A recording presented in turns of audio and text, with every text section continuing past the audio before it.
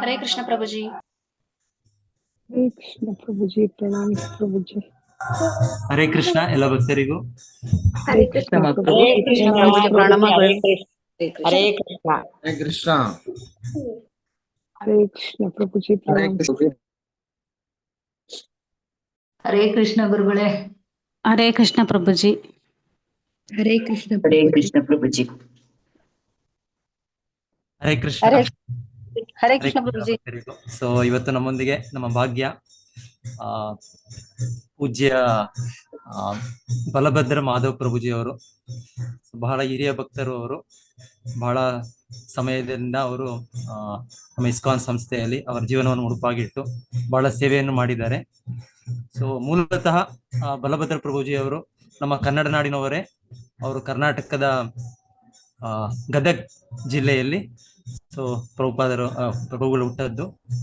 ನಂತರ ಪ್ರಭುಜಿಯವರು ಇಂಜಿನಿಯರಿಂಗ್ ಅವರು ಇಂಜಿನಿಯರ್ ಆಗಿ ಮತ್ತೆ 1992 ಆ ಸಮಯದ ನಂತರ ಅವರು ಎಜುಕೇಶನ್ ಮುಗಿಸಿ ಹೊರಗೂ ಕೂಡ ಅವರು ಕೆಲಸ ವೃತ್ತಿ ಇತ್ತು ಅವ್ರದ್ದು. ನಂತರ ಅವರು ಬೆಂಗಳೂರು ಬಂದು ಮತ್ತೆ ಇಸ್ಕಾನ್ ತಿರುಪತಿಗೆ ಹೋಗಿ ಅಲ್ಲೂ ಕೂಡ ಕನ್ಸ್ಟ್ರಕ್ಷನ್, ಅಲ್ಲಿ ಆಗ ದೇವಸ್ಥಾನ ಇನ್ನ ಕನ್ಸ್ಟ್ರಕ್ಷನ್ ಅಂಡರ್ ಕನ್ಸ್ಟ್ರಕ್ಷನ್ ಇತ್ತು. ಪ್ರಭುಗಳು ಅದರಲ್ಲಿ ಭಾಗಿಯಾಗಿ ಅವ್ರು ಹೋಗಿ ಮತ್ತೆ ಅವ್ರು ಹೇಳ್ತಾರೆ, ಅಲ್ಲಿ ಒಂದು ಭಕ್ತರ ಪ್ರಭಾವದಿಂದ, ಅಲ್ಲಿ ಭಕ್ತರ ಸಂಘದಿಂದ ಅವರು ಇನ್ಫ್ಲುಯೆನ್ಸ್ ಆಗಿ ಅವರು ವೃತ್ತಿ ಬಿಟ್ಟು ಅವರು ಸಂಪೂರ್ಣ ಅವರು ಬ್ರಹ್ಮಚಾರಿಯಾಗಿ ಆಶ್ರಮ ಸೇರ್ಕೊಂಡ್ಬಿಟ್ರು. ಹೀಗೆ ಅವರು 2000ಇಂದನೂ ಈಗ 20-25 ವರ್ಷ ಸಮಯ ಅಲ್ಲೇ ಇಸ್ಕಾನ್ ತಿರುಪತಿಯಲ್ಲಿ ಅವರು ಬಹಳ ಸೇವೆಯಲ್ಲಿ ತೊಡಗಿದ್ದಾರೆ. ನೂತನ ಮಂದಿರ ಆಗಿದ್ದು 2008 ಅನ್ಸುತ್ತೆ, 7 ಮತ್ತೆ ನಂತರ ಕೂಡ ತುಂಬಾ ಬೆಳವಣಿಗೆ ಆಗಿ ಬಹಳ ಕೇಂದ್ರಗಳು ಆಗಿದೆ ಅವರಿಂದ, ಅಲ್ಲಿ ಬ್ರಾಂಚಸ್ ಆಗಿದೆ, ತುಂಬಾ ಬೆಳವಣಿಗೆ ಆಗಿದೆ. ನೀವು ತಿರುಪತಿಗೆ ಹೋದ್ರೆ ಯಾರು ಕೂಡ ಅಲ್ಲಿ ಇಸ್ಕಾನ್ ಮಿಸ್ ಮಾಡೋ ಚಾನ್ಸ್ ಇಲ್ಲ. ಸೊ ಅಷ್ಟು ಮಟ್ಟಿಗೆ ಅಲ್ಲಿ ಬೆಳೆದಿದೆ. ಸೊ ಅದು ಕೂಡ ಅವರು ಆ ಸಮಯದಲ್ಲಿ ಕಟ್ಟೋ ಸಮಯದಲ್ಲ ಬುಕ್ ಡಿಸ್ಟ್ರಿಬ್ಯೂಷನ್ ಎಲ್ಲ ಮಾಡ್ತಾ ಬಹಳ ಎಲ್ಲ ಭಕ್ತರು ಬಹಳ ಪ್ರಾಮಾಣಿಕವಾಗಿ ಮಾಡಿ ಅದು ಒಂದು ಮುಖ್ಯ ಕೇಂದ್ರ, ನಮ್ಮ ದಕ್ಷಿಣ ಭಾರತಕ್ಕೆ ಅದು ಹೆಮ್ಮೆಯ ಕೇಂದ್ರ, ಇಸ್ಕಾನ್ ಕೇಂದ್ರ ಅದು. ಸೊ ಇವತ್ತು ಅವರ ಸಂಘ ನಮ್ಗೆ ಸಿಗ್ತಾ ಇದೆ. ಸೊ ಎಲ್ಲರೂ ಆ ಭಾಗ್ಯವನ್ನು ಪಡ್ಕೊಂಡು ಲಾಭವನ್ನು ತಗೊಳ್ಳೋಣ. ಹರೇ ಕೃಷ್ಣ. हरे कृष्ण ಸೊ ಎಲ್ರಿಗೆ ಹರೇ ಕೃಷ್ಣ, ಸ್ವಾಗತಂ ಸುಸ್ವಾಗತಂ. हरे कृष्ण हरे कृष्ण हरे कृष्ण प्रणामಗಳು. हरे कृष्ण ಮಾಧವ ಹೇಳ್ತೀನಿ ನಾನು, ರಿಪಿಟೇಷನ್ ಬೇಡ, ನಾನು ಕಂಟಿನ್ಯೂಸ್ ಆಗಿ ಹೇಳ್ತೀನಿ. हरे कृष्ण प्रभु जी। जय राधा माधव जय कुंज विहारी जय गोपी जन वल्लभ जय गिरिवरधारी जय गिरिवरधारी यशोदनंदन व्रज जनरंजन यशोदनंदन व्रज जनरंजन यमुना तीरा वनचारी जय राधा माधव जय कुंज विहारी हरे कृष्णा कृष्ण कृष्ण हरे हरे हरे राम राम राम हरे हरे हरे कृष्णा कृष्ण कृष्ण हरे हरे हरे राम राम राम हरे हरे हरे कृष्णा कृष्ण कृष्ण हरे हरे हरे राम राम राम हरे हरे जयो राधा गोविंद राधे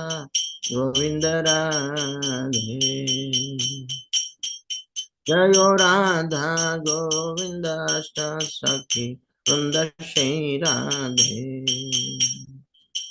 जय गिरि गोवर्धन जय गिरि गोवर्धन गिरि गोवर्धन जय गिरि गोवर्धन जय श्रीनिवास गोविंद श्रीनिवास गोविंद गोविंद जय गौरानिता जय गौरानिता गौरानिता जय गौरानिता जय जय प्रभुपा प्रभुपा प्रभुपा प्रभुपा नित्य गौर हरि बोल हरि बोल हरि बोल हरि बोल। जय श्री श्री राधा गोविंद भगवान की, श्रील प्रभुपाद की, निताय गौर ब्रह्मदेव। ओम नमो भगवते वासुदेवाय। ओम नमो भगवते वासुदेवाय। ओम नमो भगवते वासुदेवाय। ओम नमो भगवते वासुदेवाय। ओम नमो भगवते वासुदेवाय। ओम नमो भगवते वासुदेवाय। ಸೊ ಎಲ್ರಿಗೂ ಮತ್ತೊಮ್ಮೆ ಸ್ವಾಗತ ಸುಸ್ವಾಗತ. ಇವತ್ತು ನಾವು ಶ್ರೀಮದ್ ಭಾಗವತಂ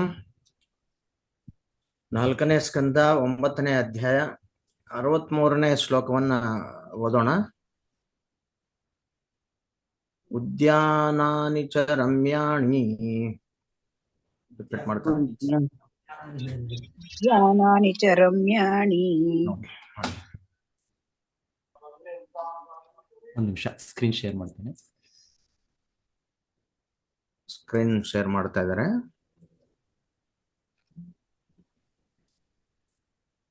ಓಕೆ, ಉದ್ಯಾನಾನಿ ಚ ರಮ್ಯಾಣಿ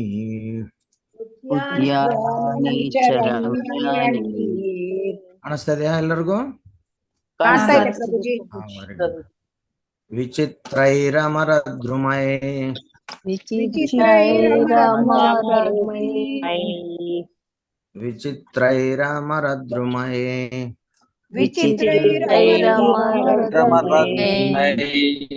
ಪೂಜದ್ವಿಹಂಗಮಿಥುರ್ನೈರ್ಗಾ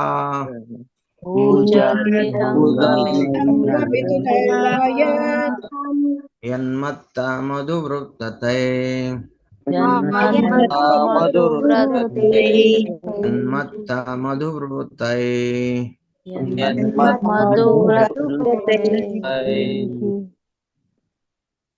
ಶಬ್ದ ಪ್ರತಿಪದಾರ್ಥ.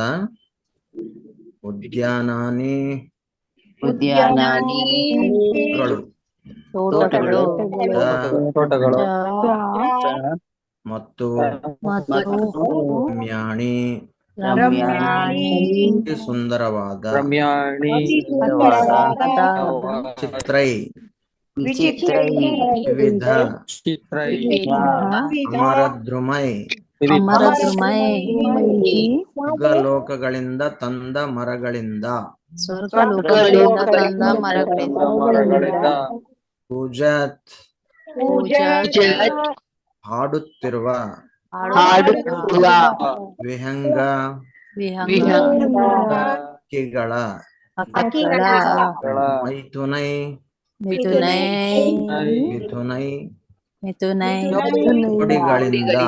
ಜೋಡಿಗಳಿಂದ. ಗಾಯತ್ ಝೇಂಕರಿಸುತ್ತಿರುವ. ಮತ್ತ ಮದಿಸಿದ. ಮಧುವೃತೈ ಹೆಣ್ಣೊಣಗಳಿಂದ. ಅನುವಾದ ಮತ್ತು ಭಾವಾರ್ಥ ಅಭಯಚರಣಾರವಿಂದ ಭಕ್ತಿವೇದಾಂತ ಸ್ವಾಮಿ ಪ್ರಭುಪಾದ್ ಶಿಲ ಪ್ರಭುಪಾದ್ ಕಿ. ಅನುವಾದ. ರಾಜನ ಮನೆಯ ಸುತ್ತಲೂ ಉದ್ಯಾನವನಗಳಿದ್ದವು. ಅಲ್ಲಿ ಸ್ವರ್ಗಲೋಕದಿಂದ ತಂದ ಬಗೆ ಬಗೆಯ ಮರಗಳಿದ್ದವು. ಆ ಮರಗಳಲ್ಲಿ ಇಂಪಾಗಿ ಕೂಗುತ್ತಿರುವ ಅನೇಕ ಪಕ್ಷಿ ಜೋಡಿಗಳಿದ್ದವು. ಕಿವಿಗೆ ಹಿತವಾಗಿ ಝೇಂಕರಿಸುವ ಮತ್ತವಾದ ಭ್ರಮರಗಳೂ ಇದ್ದವು. ಸೊ ನಿಮ್ಮಲ್ಲಿ ಯಾರಾದ್ರೂ ಈ ಭಾವಾರ್ಥ ಓದ್ತೀರಾ? ಎಸ್ ಪ್ರಭುಜಿ. ಹರೇ ಕೃಷ್ಣ. ಯಾರಾದ್ರೂ ಒಬ್ಬರು ಇನ್ಸ್ಟ್ರಕ್ಟ್ ಮಾಡಿ ಆ ಭಾವ ಓದಿ. ಹರೇ ಕೃಷ್ಣ. ಹರೇ ಕೃಷ್ಣ ಪ್ರಭು. ಈ ಶ್ಲೋಕದಲ್ಲಿ ಅಮರದ್ರುಮೆ ಎಂದರೆ ಸ್ವರ್ಗಲೋಕದಿಂದ ತಂದ ಮರದಿಂದ ಎಂಬ ಮುಖ್ಯವಾದುದು. ಸ್ವರ್ಗಲೋಕವನ್ನು ಅಮರಲೋಕ ಎಂದು ಕರೆಯುತ್ತಾರೆ. ಅಮರಲೋಕದಲ್ಲಿ ಸಾವು ತುಂಬಾ ನಿತ್ಯ, ಏಕೆಂದರೆ ಜನರು ದೇವತೆಗಳ ಕಾಲಮಾನದಲ್ಲಿ 10,000 ವರ್ಷಗಳ ಕಾಲ ಇದ್ದಾರೆ. ದೇವತೆಗಳ ಕಾಲಮಾನ ಪ್ರಕಾರ ನಮ್ಮ ತಿಂಗಳವರೆಗೆ ಒಂದು ದಿನ. ದೇವತೆಗಳು ಸ್ವರ್ಗಲೋಕಗಳಲ್ಲಿ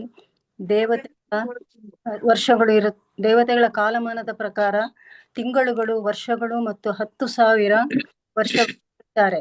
ಅವರ ಪುಣ್ಯ ಕ್ಷಯವಾದ ಮೇಲೆ ಅವರು ಈ ಭೂಮಿಗೆ ಬಂದು ಬೀಳುತ್ತಾರೆ. ಈ ವಿಷಯಗಳನ್ನೆಲ್ಲ ವೈದಿಕ ಸಾಹಿತ್ಯದಿಂದ ಸಂಗ್ರಹಿಸಬಹುದು. ಅಲ್ಲಿ ಜನಗಳು 10,000 ವರ್ಷ ಬದುಕಿರುವುದರಿಂದ ಮರಗಳು ಅಷ್ಟೇ ಕಾಲ ಬದುಕಿರುತ್ತವೆ. ಈ ಭೂಲೋಕದಲ್ಲಿ 10,000 ವರ್ಷ ಕಾಲ ಇರುವ ಮರಗಳಿರುವಾಗ ಸ್ವರ್ಗಲೋಕದ ಮರಗಳ ಬಗ್ಗೆ ಹೇಳುವುದೇನಿದೆ?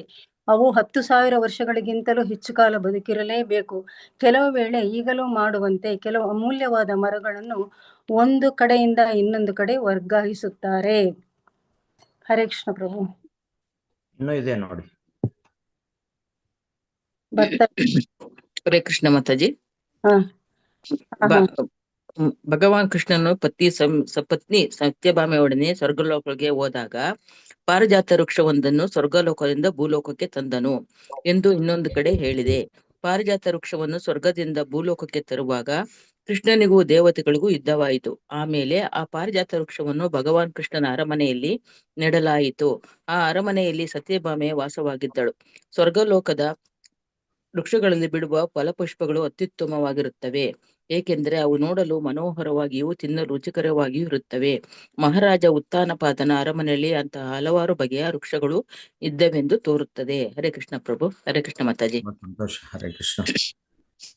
ಸೊ ಪ್ರಣಾಮ ಮಂತ್ರ ಹೇಳೋಣ. ಓಂ ಅಜ್ಞಾನ ತಿಮಿರಂಧಸ್ಯ ಜ್ಞಾನಾಂಜನ ಶಲಾಕಯ ಚಕ್ಷುರುನ್ಮಿಲಿತಂ ಮೇನ ತಸ್ಮೈ ಶ್ರೀ ಗುರುವೇ ನಮಃ.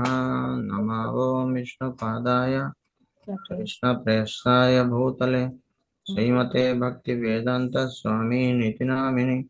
ನಮಸ್ತೆ ಸಾರಸ್ವತಿ ದೇವಿ ಗೌರವಾಣಿ ಪ್ರಚಾರಿಣಿ ನಿರ್ವಿಶೇಷ ಶೂನ್ಯವಾದಿ ಪಾಶ್ಚಾತ್ಯ ದೇಶತಾರಿಣಿ. ವಾಂಛಾಕಲ್ಪತರುಭ್ಯಶ್ಚ ಕೃಪಾ ಸಿಂಧುಭ್ಯೇವ ಚ ಪತಿತಾನಾಂ ಪಾವನೇಭ್ಯೋ ವೈಷ್ಣವೇಭ್ಯೋ ನಮೋ ನಮಃ. ಜಯ ಶ್ರೀ ಕೃಷ್ಣ ಚೈತನ್ಯ ಪ್ರಭು ನಿತ್ಯಾನಂದ ಅದ್ವೈತ ಗದಾಧರ ಶ್ರೀವಾಸದಿ ಗೌರಭಕ್ತವೃಂದ. ಎಲ್ರೂ ಜೊತೆನಲ್ಲಿ ಹೇಳಿ. ಹರೇ ಕೃಷ್ಣ ಹರೇ ಕೃಷ್ಣ ಹರೇ ಕೃಷ್ಣ ಕೃಷ್ಣ ಹರೇ ಹರೇ ಹರೇ ರಾಮ ಹರೇ ರಾಮ ರಾಮ ರಾಮ ಹರೇ ಹರೇ.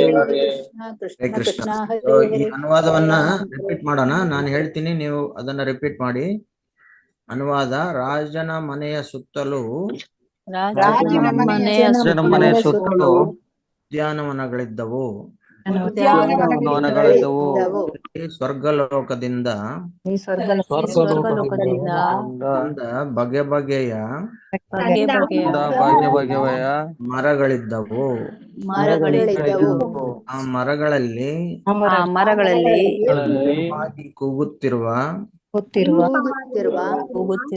ಅನೇಕ ಪಕ್ಷಿ ಜೋಡಿಗಳಿದ್ದವು. ಕಿವಿಗೆ ಹಿತವಾಗಿ ಝೇಂಕರಿಸುವ ಹಿತವಾದ ಭ್ರಮರಗಳು ಇದ್ದವು. ಕೃಷ್ಣ. ಮಧುಮಯಿ ಮಾತಾಜಿ, ನಾನು ಭಾವಾರ್ಥ ಇದ್ರೆ ಓದಿ ಮಾತಾಜಿ. ಹರೇ ಕೃಷ್ಣ. ಹರೇ ಕೃಷ್ಣ. ಎಲ್ಲ ಆಯ್ತು, ಭಾವಾರ್ಥ ಓದಿ ಆಯ್ತು. ಹರೇ ಕೃಷ್ಣ. ಆಗಿದೆ. ಇವಾಗ ಪ್ರವಚನ ಕೇಳೋಣ. ಅನ್ಮ್ಯೂಟ್ ಮಾಡಿ.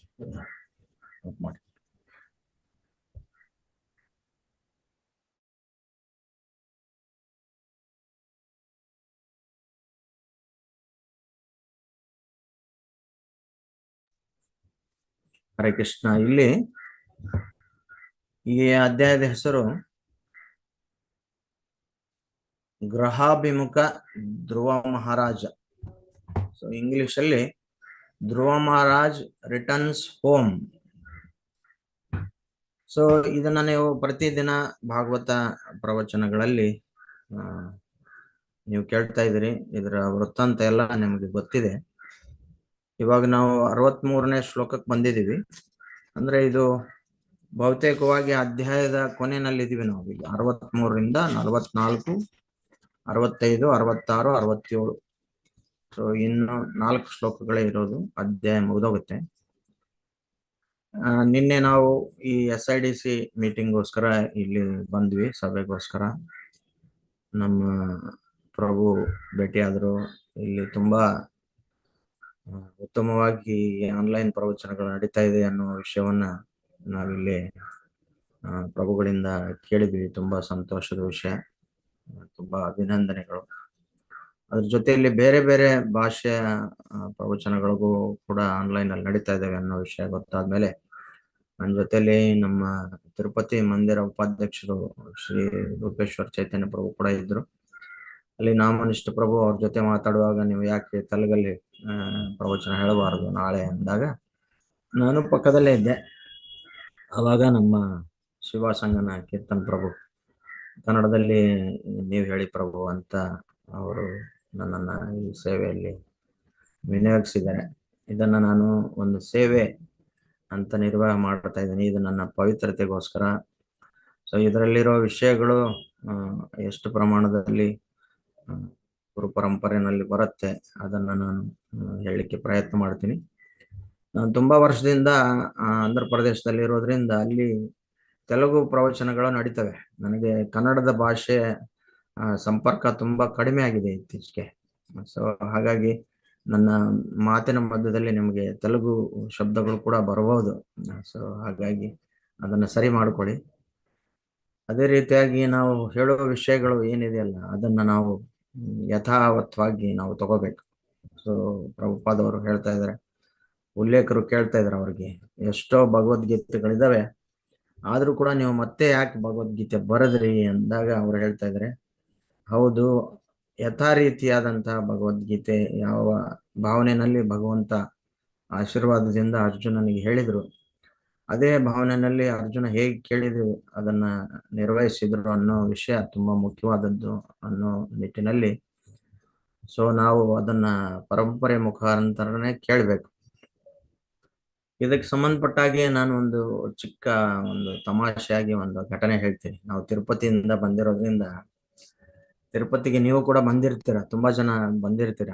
ಅಲ್ಲಿ ಎಲ್ಲರೂ ಗೋವಿಂದ ಗೋವಿಂದ ಗೋವಿಂದ ಅಂತ ಇರ್ತಾರೆ. ಗೋವಿಂದ ಗೋವಿಂದ ಅನ್ನುವಾಗ ಅಲ್ಲಿ ಮೆಟ್ಲು ಸೇವೆ ಇದೆ. ಮೆಟ್ಲು ಹತ್ಕೊಂಡು ಹೋಗ್ತಾರೆ, ಅಲ್ಲಿ ನಡ್ಕೊಂಡು ಹೋಗ್ತಾರೆ, ಮೆಟ್ಲು ಹತ್ಕೊಂಡು ಹೋಗ್ತಾರೆ, ಆಮೇಲೆ ಬಸ್ಸಲ್ಲಿ ಹೋಗ್ತಾರೆ. ಆ ಮೆಟ್ಲಲ್ಲಿ ಹೊತ್ತುವಾಗ ಎಲ್ರು ಏನಂದ್ರೆ ಮೆಟ್ಲು ಪೂಜೆ ಅಂತಾನು ಕೂಡ ಮಾಡ್ತಾರೆ. ಅಲ್ಲಿ ಒಂದೊಂದು ಮೆಟ್ಲಿಗೂ ಪೂಜೆ ಮಾಡ್ತಾ ಹೋಗ್ತಾರೆ. ತುಂಬಾ ತಪಸ್ಸಿನಿಂದ ಕೂಡುವಂತ ಒಂದು ಪ್ರಯಾಣ ಅದು. ಅಲ್ಲಿ ಎಲ್ರು ಗೋವಿಂದ ಗೋವಿಂದ ಅಂತ ಇರ್ತಾರೆ. ಸೊ ಅದರಲ್ಲಿ ಒಂದು ದಂಪತಿಗಳು, ಗಂಡ ಹೆಂಡತಿ, ಗಂಡ ಗೋವಿಂದ ಗೋವಿಂದ ಗೋವಿಂದ ಅಂತ ಹೇಳ್ತಾ ಇದ್ದ. ಅವಾಗ ಅವ್ರ ಹೆಂಡತಿ ಏನ್ ಹೇಳ್ತಾ ಇದ್ರು, ಅವ್ರ ಅಂದಂಗೆ ಅಂತ ಇದ್ರು, ನಮ್ಮನೆಯವ್ರ ಅಂದಂಗೆನೆ, ನಮ್ಮವ್ರ ಅಂದಂಗೆನೆ ಅಂತ. ಆ ಯಮ್ಮ ಗೋವಿಂದ ಗೋವಿಂದ ಅಂತ ಇಲ್ಲ. ಅಲ್ಲಿ ಪಕ್ಕದಲ್ಲೇ ಇರೋ ಒಬ್ಬ ಯಜಮಾನರು ಕೇಳಿದ್ರು, ಏನಮ್ಮ ಎಲ್ರು ಗೋವಿಂದ ಗೋವಿಂದ ಅಂತ ಇದ್ರೆ ನೀನೇನು ಅವ್ರಂದಂಗೆ ಅಂತ ಇದೀಯಾ ಅಂತ ಕೇಳಿದ್ರು. ಅವಾಗ ಆ ಯಮ್ಮ ಹೇಳಿದ್ರು, ನಮ್ಮ ಮನೆಯವ್ರ ಹೆಸರು ಕೂಡ ಅದೇ, ಹಾಗಾಗಿ ನಾನು ನಮ್ಮ ಮನೆಯವ್ರ ಅಂದಂಗೆ ಅಂತ ಇದ್ದೀನಿ ಅಂತ ಹೇಳಿದ್ರು. ಸೊ ಇದ್ರ ಉದ್ದೇಶ ಏನಂದ್ರೆ, ನಮ್ಮ ಸಂಪ್ರದಾಯದಲ್ಲಿ ಮಾತೆಯರು ಅವರು ಗಂಡನ ಹೆಸರನ್ನು ಹೇಳಿ ಕೂಗೋದಿಲ್ಲ, ಕರೆಯೋದಿಲ್ಲ. ಹಾಗಾಗಿ ಅವ್ರ ಗಂಡನ ಹೆಸರು ಕೂಡ ಗೋವಿಂದ ಅಂತಿರೋದ್ರಿಂದ ಅವ್ರ ಗಂಡನ ಹೆಸರು ಹೇಳಿದೇನೆ ನಮ್ಮ ಮನೆಯವ್ರು ಹೇಗೆ ಹೇಳಿದ್ರು ಹಾಗೆ ಅವ್ರ ಅಂದಂಗೆ ಅಂತ ಹೇಳಿದ್ರು ಅಮ್ಮ. ಸೊ ಇದು ನಮಗೆ ತಮಾಷೆ ಅನಿಸಿದ್ರು ಕೂಡ ಅಲ್ಲಿ ನಾವು ಎಷ್ಟೇ ಜ್ಞಾನವನ್ನ ಪಡೆದುಕೊಂಡಿದ್ರು ಕೂಡ ಅದನ್ನ ನಾವು ಸ್ವತಃ ಅಲ್ಲಿ ನಾವು ಅದನ್ನ ಕಲ್ಪನೆ ಮಾಡಿಕೊಂಡು ಹೇಳುವಾಗಿಲ್ಲ. ಸೊ ಅದು ದೇವಾದಿದೇವ ಶ್ರೀಕೃಷ್ಣ ಭಗವಾನ್ನಿಂದ ಬಂದಿರುವಂತ ಜ್ಞಾನ ಪರಂಪರೆಯಲ್ಲಿ ಬಂದಿದೆ. ಬ್ರಹ್ಮದೇವನಿಂದ, ನಾರದ ಮುನಿಯಿಂದ ಹೇಗೆ ಹರಿದು ಬಂದಿದೆ ಹಾಗೆ ಪ್ರಭುಪಾದವರಿಂದ, ಪ್ರಭುಪಾದವರ ಶಿಷ್ಯರಿಂದ, ಅದಕ್ಕಿಂತ ಮುಂಚೆ ಗೋಸ್ವಾಮಿಗಳಿಂದ, ಆಚಾರ್ಯರಿಂದ, ಚೈತನ್ಯ ಮಹಾಪ್ರಭುಗಳಿಂದ ಬಂದಿದೆ. ಅದನ್ನು ನಾವು ಯಥಾರೀತಿಯಾಗಿ ತಗೋಬೇಕು. ಸೊ ಅದನ್ನ ಇವಾಗ ತುಂಬಾ ದಿವಸದಿಂದ ನೀವು ಈ ಭಾಗವತ ಪ್ರವಚನಗಳನ್ನು ಕೇಳ್ತಾ ಇದ್ದೀರಿ, ಈ ಅಧ್ಯಾಯ ಪೂರ್ತಿ ಕೇಳಿದಿರಿ. ಸೊ ಇವತ್ತು ನನಗೆ ತಿಳಿದಿರೋ ವಿಷಯಗಳನ್ನ ನಿಮ್ಮ ಜೊತೆ ಹಂಚ್ಕೊಂತ ಇದ್ದೀನಿ. ಆದ್ರೆ ಅದ್ರ ಜೊತೆಯಲ್ಲಿ ಏನಂದ್ರೆ ನಾನು ಹೇಳ್ತಾ ಇರೋದು ನಮ್ಮ ಶ್ರೀವಾಸಂಗನ ಕೀರ್ತನ್ ಪ್ರಭು ಏನ್ ಹೇಳಿದಾರೆ ಅವರಂದಂಗೆನೆ ನಾನು ಕೂಡ ಅವ್ರೇನ್ ಹೇಳ್ತಾರೆ ಅದೇ. ಸೊ ಇಲ್ಲಿ ನಾನು ಪ್ರತ್ಯೇಕವಾಗಿ ನಿಮ್ಗೆ ಹೇಳುವಂತದ್ದಿಲ್ಲ, ಯಾಕಂದ್ರೆ ಪ್ರತಿ ದಿವಸ ನೀವು ಗಂಭೀರವಾಗಿ ಶ್ಲೋಕದ ಚರ್ಚೆ ನೀವು ಮಾಡ್ತಾ ಇದ್ದೀರಿ. ಸೊ ಅದನ್ನು ಒಂದು ಸಾರಾಂಶವಾಗಿ ನಾನು ಚರ್ಚೆ ಮಾಡ್ಲಿಕ್ಕೆ ಇದೊಂದು ಅವಕಾಶ ನನಗೆ. ಇದು ಧ್ರುವ ಮಹಾರಾಜ ಚರಿತ್ರೆ ಇದೆಯಲ್ಲ, ಇದು ನಾವು ಈ ಭೌತಿಕ ಪ್ರಪಂಚದಲ್ಲಿರುವಂತಹ, ಅಂದ್ರೆ ಈ ಕಾಮ್ಯ ಕರ್ಮದಲ್ಲಿ ಕೆಲಸ ಮಾಡಿಕೊಂಡಿರುವಂತಹ ವ್ಯಕ್ತಿಗಳಿಗೆ ತುಂಬಾ ಸಹಾಯಕಾರಿಯಾದಂತಹ ಒಂದು ಪ್ರಚೋದನಾತ್ಮಕವಾದಂತಹ ಒಂದು ಲೀಲೆ ಅದು, ಧ್ರುವ ಮಹಾರಾಜ್ ಲೀಲೆ. ಇವಾಗ ಪವಿತ್ರ ಭಕ್ತಿಯುಕ್ತ ಸೇವೆ, ಪ್ರಭುಪಾದವರು ಪ್ರಾರಂಭದಲ್ಲಿ ಎಲ್ಲರನ್ನೂ ಪವಿತ್ರ ಭಕ್ತರನ್ನಾಗಿ ಮಾಡ್ಬೇಕು ಅಂತ ತುಂಬಾ ಪ್ರಯತ್ನ ಪಟ್ರು. ಸೊ ಎಲ್ರಿಗೂ ಬ್ರಹ್ಮಚರ್ಯ ಕೊಟ್ರು, ಎಲ್ರಿಗೂ ಸನ್ಯಾಸ ದೀಕ್ಷೆ ಕೊಟ್ರು. ಕೊನೆಗೆ ಏನಾಯ್ತಂದ್ರೆ ಅವರು ಕೊನೆಗೆ ವರ್ಣಾಶ್ರಮವನ್ನ ತುಂಬಾ ಅದನ್ನ ಒತ್ತು ಕೊಟ್ಟು ಅವರು ಪ್ರಚಾರ ಮಾಡಿದ್ದಾರೆ, ವರ್ಣಾಶ್ರಮ ಧರ್ಮವನ್ನು. ಸೊ ನಮ್ಮ ತಿರುಪತಿನಲ್ಲಿ ಒಂದ್ಸಾರಿ ಇಸ್ಕಾನ್ ಲೀಡ್ಸ್ ಅಂತ ಒಂದು ಸೆಮಿನಾರ್ ನಡೀತಾ ಇತ್ತು. ಅಲ್ಲಿ ಒಂದು ಭಾಗದಲ್ಲಿ ಪ್ರಭುಪಾದವರು ಪವಿತ್ರವಾದ ಭಕ್ತಿಯುಕ್ತ ಸೇವೆ ಮಾಡಬೇಕು, ಎಲ್ಲರೂ ವಿರಕ್ತರಾಗಬೇಕು, ತ್ಯಾಗ ಮಾಡಬೇಕು, ಸನ್ಯಾಸ ತಗೋಬೇಕಂತ ಅದಲ್ಲಿ ಸೀರಿಯಸ್ ಆಗಿ ವಿವರಣೆ ಮಾಡಿದ್ರು. ಸೊ ಇನ್ನೊಂದು ಕಡೆ ಏನಂದ್ರೆ ವರ್ಣಾಶ್ರಮ ಪದ್ಧತಿಯನ್ನ ಎಲ್ಲರೂ ಖಚಿತವಾಗಿ ಪಾಲನೆ ಮಾಡಲೇಬೇಕು ಅಂತ ಒಂದು ಕಡೆ ಇತ್ತು. ಅವಾಗ ಅಲ್ಲಿ ಎರಡು ಗುಂಪುಗಳಾಯ್ತು ನಮ್ಮಲ್ಲೇ ವಿದ್ಯಾರ್ಥಿಗಳಲ್ಲಿ, ಅಂದ್ರೆ ಯಾರ್ಯಾರು ಟ್ರೈನಿಂಗ್ ತಗೊಂತ ಇದ್ರು ಅದರಲ್ಲಿ ಇಲ್ಲ, ಪ್ರಭುಪಾದವ್ರು ಹೇಳಿದಾರೆ ಪ್ಯೂರ್ ಡಿವೋಷನಲ್ ಈಸ್ ಅಲ್ಟಿಮೇಟ್ ಅಂತ ಅವ್ರು ಹೇಳ್ತಾ ಇದ್ರು. ಸೊ ಇನ್ನೊಂದು ಗುಂಪಿನವರು ಇಲ್ಲ ನೋಡಿ, ಇಲ್ಲಿ ವರ್ಣಾಶ್ರಮ ಹೇಳಿದ್ದಾರೆ ಪ್ರಭುಪಾದವರು ಅಂತ ಹೇಳಿದ್ರು. ಅಲ್ಲಿ ಭಕ್ತಿ ಭಾಗವತ್ ಸ್ವಾಮಿಯವರು ಅದನ್ನ ನಿರ್ವಹಿಸ್ತಾ ಇದ್ರು. ಅವರು ನಮ್ಮ ಚರ್ಚೆ ಎಲ್ಲ ಕೇಳಿ ಕೇಳಿ ಕೇಳಿ ಕೊನೆಗೆ ಹೇಳಿದ್ರು, ಅದರ ದಿನಾಂಕ ನೋಡಿ ಇದರ ದಿನಾಂಕ ನೋಡಿ ಅಂತ ಹೇಳಿದ್ರು. ಅವಾಗ ಪ್ರಭುಪಾದವರು ಪವಿತ್ರವಾದ ಭಕ್ತಿಯುಕ್ತ ಸೇವೆ ಮಾಡುವಂತಹ ದಿನಾಂಕಗಳು, ಪ್ರಾರಂಭದ ದಿನಾಂಕಗಳು 1966, 67, 70 ಆ ಪ್ರಾಂತದಲ್ಲಿರುವಂತಹ ದಿನಗಳು. ನಂತರದ ದಿನಗಳಲ್ಲಿ ಇದು ಪ್ರಭುಪಾದವರು ಹೇಳಿದ್ದು 76, 77 ಆ ಪ್ರಾಂತದಲ್ಲಿ. ಇವನ್ ನಾವು ಪ್ರಭುಪಾದವರ ಕೊನೆಯ ದಿನಗಳು ಅಂತ ಒಂದು ವಿಡಿಯೋದಿಲ್ಲ, ಅದರಲ್ಲಿ ಕೂಡ ನೋಡಿದ್ರೆ ಗೊತ್ತಾಗುತ್ತೆ. ಅದರಲ್ಲಿ ಒಂದು ಸೂಚನೆ ಏನಿದೆ ಅಂದ್ರೆ ಪ್ರತಿಯೊಬ್ಬರು ವರ್ಣಾಶ್ರಮ ಪದ್ಧತಿನಲ್ಲಿ ಭಕ್ತಿಯುಕ್ತ ಸೇವೆಯನ್ನು ಮಾಡಬೇಕು ಅನ್ನುವಂಥದ್ದು ಅಲ್ಲಿ ಆದೇಶವನ್ನು ಪ್ರಭುಪಾದವರು ಕೊಟ್ಟಿದ್ದಾರೆ. ಸೊ ಹಾಗಾಗಿ ನಾವು ಈ ಭೌತಿಕ ಪ್ರಪಂಚದಲ್ಲಿ ಎಷ್ಟೋ ಕಾರ್ಯಕ್ರಮಗಳನ್ನ ನಾನು ನಿರ್ವಹಿಸ್ತಾ ಇದ್ದೀವಿ. ಆ ಕಾರ್ಯಕ್ರಮಗಳ ನಿರ್ವಹಣೆಗಳ ಜೊತೆಯಲ್ಲಿ ಭಕ್ತಿಯುಕ್ತ ಸೇವೆಯನ್ನ ಹೇಗೆ ಮಾಡ್ಕೊಂಡು ಹೋಗ್ಬೇಕು ಅನ್ನುವಂಥದ್ದು ತುಂಬಾ ಮುಖ್ಯವಾದದ್ದು. ಹಾಗಾಗಿ ಧ್ರುವ ಮಹಾರಾಜ್ ಲೀಲೆ ನಮಗೆ ತುಂಬಾ ಸಹಾಯಕಾರಿಯಾದಂಥದ್ದು. ಇದಕ್ಕೆ ಸಂಬಂಧಪಟ್ಟಾಗೆ ನಾನು ಭಗವದ್ಗೀತೆನಲ್ಲಿ ಒಂದು ಶ್ಲೋಕವನ್ನ ನಿಮಗೆ ಉದಾಹರಿಸಲಿಕ್ಕೆ ಇಚ್ಛೆ ಪಡ್ತಾ ಇದ್ದೀನಿ. ಸೊ ಇದು ಭಗವದ್ಗೀತೆ 8ನೇ ಅಧ್ಯಾಯ, ಭಗವತ್ ಪ್ರಾಪ್ತಿ. ಸೊ ಅಟೈನಿಂಗ್ ದ ಸುಪ್ರೀಂ ಅನ್ನುವಂತ ಅಧ್ಯಾಯದಿಂದ 8ನೇ ಶ್ಲೋಕ. ಸೊ ತುಂಬಾ ಪ್ರಸಿದ್ಧವಾದಂತಹ ಶ್ಲೋಕ ಇದು, 7 ಮತ್ತು 8. ಸೊ ಈ 2 ಶ್ಲೋಕಗಳು. 7ನೇ ಶ್ಲೋಕ ಎಲ್ಲರೂ ನಿಮ್ಗೆ ಗೊತ್ತಿರುತ್ತೆ ಇದು. ತಸ್ಮಾತ್ ಸರ್ವೇಷು ಕಾಲೇಶು ನಾಮನ ಸ್ಮರ ಯುದ್ಧಚ ಮಯರ್ಪಿತ ಮನೋರ್ಬುದ್ಧಿ ಮಾಮೇ ವೈಶ್ಯಸ್ಯ ಸಂಶಯ ಅಂತ. ಸೊ ಇದರ ಅನುವಾದ ನಾನು ಓದ್ತೀನಿ ನೋಡಿ. ಆದುದರಿಂದ ಅರ್ಜುನನೇ, ನೀನು ಯಾವಾಗಲೂ ನನ್ನನ್ನು ಕೃಷ್ಣನ ರೂಪದಲ್ಲಿ ಸ್ಮರಿಸುತ್ತಿರಬೇಕು. ಅದೇ ಕಾಲದಲ್ಲಿ ಯುದ್ಧ ಮಾಡುವ ನಿನ್ನ ವಿಧಿತ ಕರ್ತವ್ಯವನ್ನು ಮಾಡಬೇಕು. ನಿನ್ನ ಚಟುವಟಿಕೆಗಳನ್ನು ನನಗೆ ಅರ್ಪಿಸಿ ನಿನ್ನ ಮನಸ್ಸು ಮತ್ತು ಬುದ್ಧಿಶಕ್ತಿಗಳು ನನ್ನಲ್ಲಿ ನೆಲೆಸಿದ್ದರೆ ನಿಶ್ಚಯವಾಗಿಯೂ ನೀನು ನನ್ನನ್ನೇ ಹೊಂದಿವೆ. ನೋಡಿ, ನಮಗೇನ್ ಬೇಕು? ಭಗವದ್ಧಾಮಕ್ಕೆ ಹೋಗ್ಬೇಕು, ಹೌದಾ? ನಾವು ಭಗವಂತನ ಪಾದ ಸೇರ್ಕೋಬೇಕು. ಅದಕ್ಕೆ ಸುಲಭವಾದಂತಹ ಒಂದು ಮಾರ್ಗವನ್ನ ಇಲ್ಲಿ ಪ್ರಭುಪಾದವರು ನಮಗೆ ಹೇಳ್ತಾ ಇದ್ದಾರೆ ವಿವರಿಸಿ. ಇದನ್ನ ಭಗವಂತ ಹೇಳ್ತಾ ಇದ್ದಾನೆ. ಅರ್ಜುನ ನಾನು ಯುದ್ಧ ಮಾಡೋದಿಲ್ಲ ಅಂತ ಹೇಳಿದ. ಅವಾಗ ಭಗವಂತ ಏನ್ ಹೇಳ್ತಾ ಇದ್ದಾನೆ, ನಿನ್ನ ಕರ್ತವ್ಯ ಕ್ಷತ್ರಿಯನಾಗಿ ನೀನು ಮಾಡಬೇಕಾದಂತಹ ಕರ್ತವ್ಯ, ಅದನ್ನ ನೀನು ನಿರ್ವಹಿಸು. ಹೇಗ್ ಮಾಡ್ಬೇಕು? ಮನಸ್ಮರ ಯುದ್ಧಚ, ನನ್ನನ್ನ ಸ್ಮರಿಸ್ತಾ ನೀನು ಯುದ್ಧ ಮಾಡು. ಹಾಗೆ ಈ ಪ್ರಭುಪಾದವರು ಇದರ ಭಾವದಲ್ಲಿ ಮೊದಲ 2 ವಾಕ್ಯಗಳನ್ನ ನಾನು ಮಾತ್ರ ಓದ್ತೀನಿ, ನೀವು ಶ್ರದ್ಧೆಯಿಂದ ಕೇಳ್ರಿ. ಪ್ರಾಪಂಚಿಕ ಕೆಲಸ ಕಾರ್ಯಗಳಲ್ಲಿ ತೊಡಗಿರುವ ಎಲ್ಲರಿಗೆ ಅರ್ಜುನನಿಗೆ ಮಾಡಿದ ಈ ಉಪದೇಶವು ಬಹುಮುಖ್ಯವಾದದ್ದು. ಮನುಷ್ಯನು ತನ್ನ ವಿಧಿತ ಕರ್ತವ್ಯಗಳನ್ನಾಗಲಿ ಕಾರ್ಯಕ್ರಮಗಳಾಗಲಿ ಬಿಟ್ಟು ಬಿಡಬೇಕೆಂದು ಭಗವಂತ ಹೇಳೋದಿಲ್ಲ. ಅವುಗಳನ್ನು ಮುಂದುವರಿಸುತ್ತಲೇ ಹರೇ ಕೃಷ್ಣ ಸಂಕೀರ್ತನೆಯಿಂದ ಕೃಷ್ಣನನ್ನು ಧ್ಯಾನಿಸಬಹುದು. ಇದು ಮನುಷ್ಯನನ್ನು ಐಹಿಕ ಕಶ್ಮಲ ಸೋಂಕಿನಿಂದ ಬಿಡಿಸಿ ಮನಸ್ಸನ್ನು ಬುದ್ಧಿಯನ್ನು ಕೃಷ್ಣನಲ್ಲಿ ನಿಲ್ಲಿಸುತ್ತದೆ.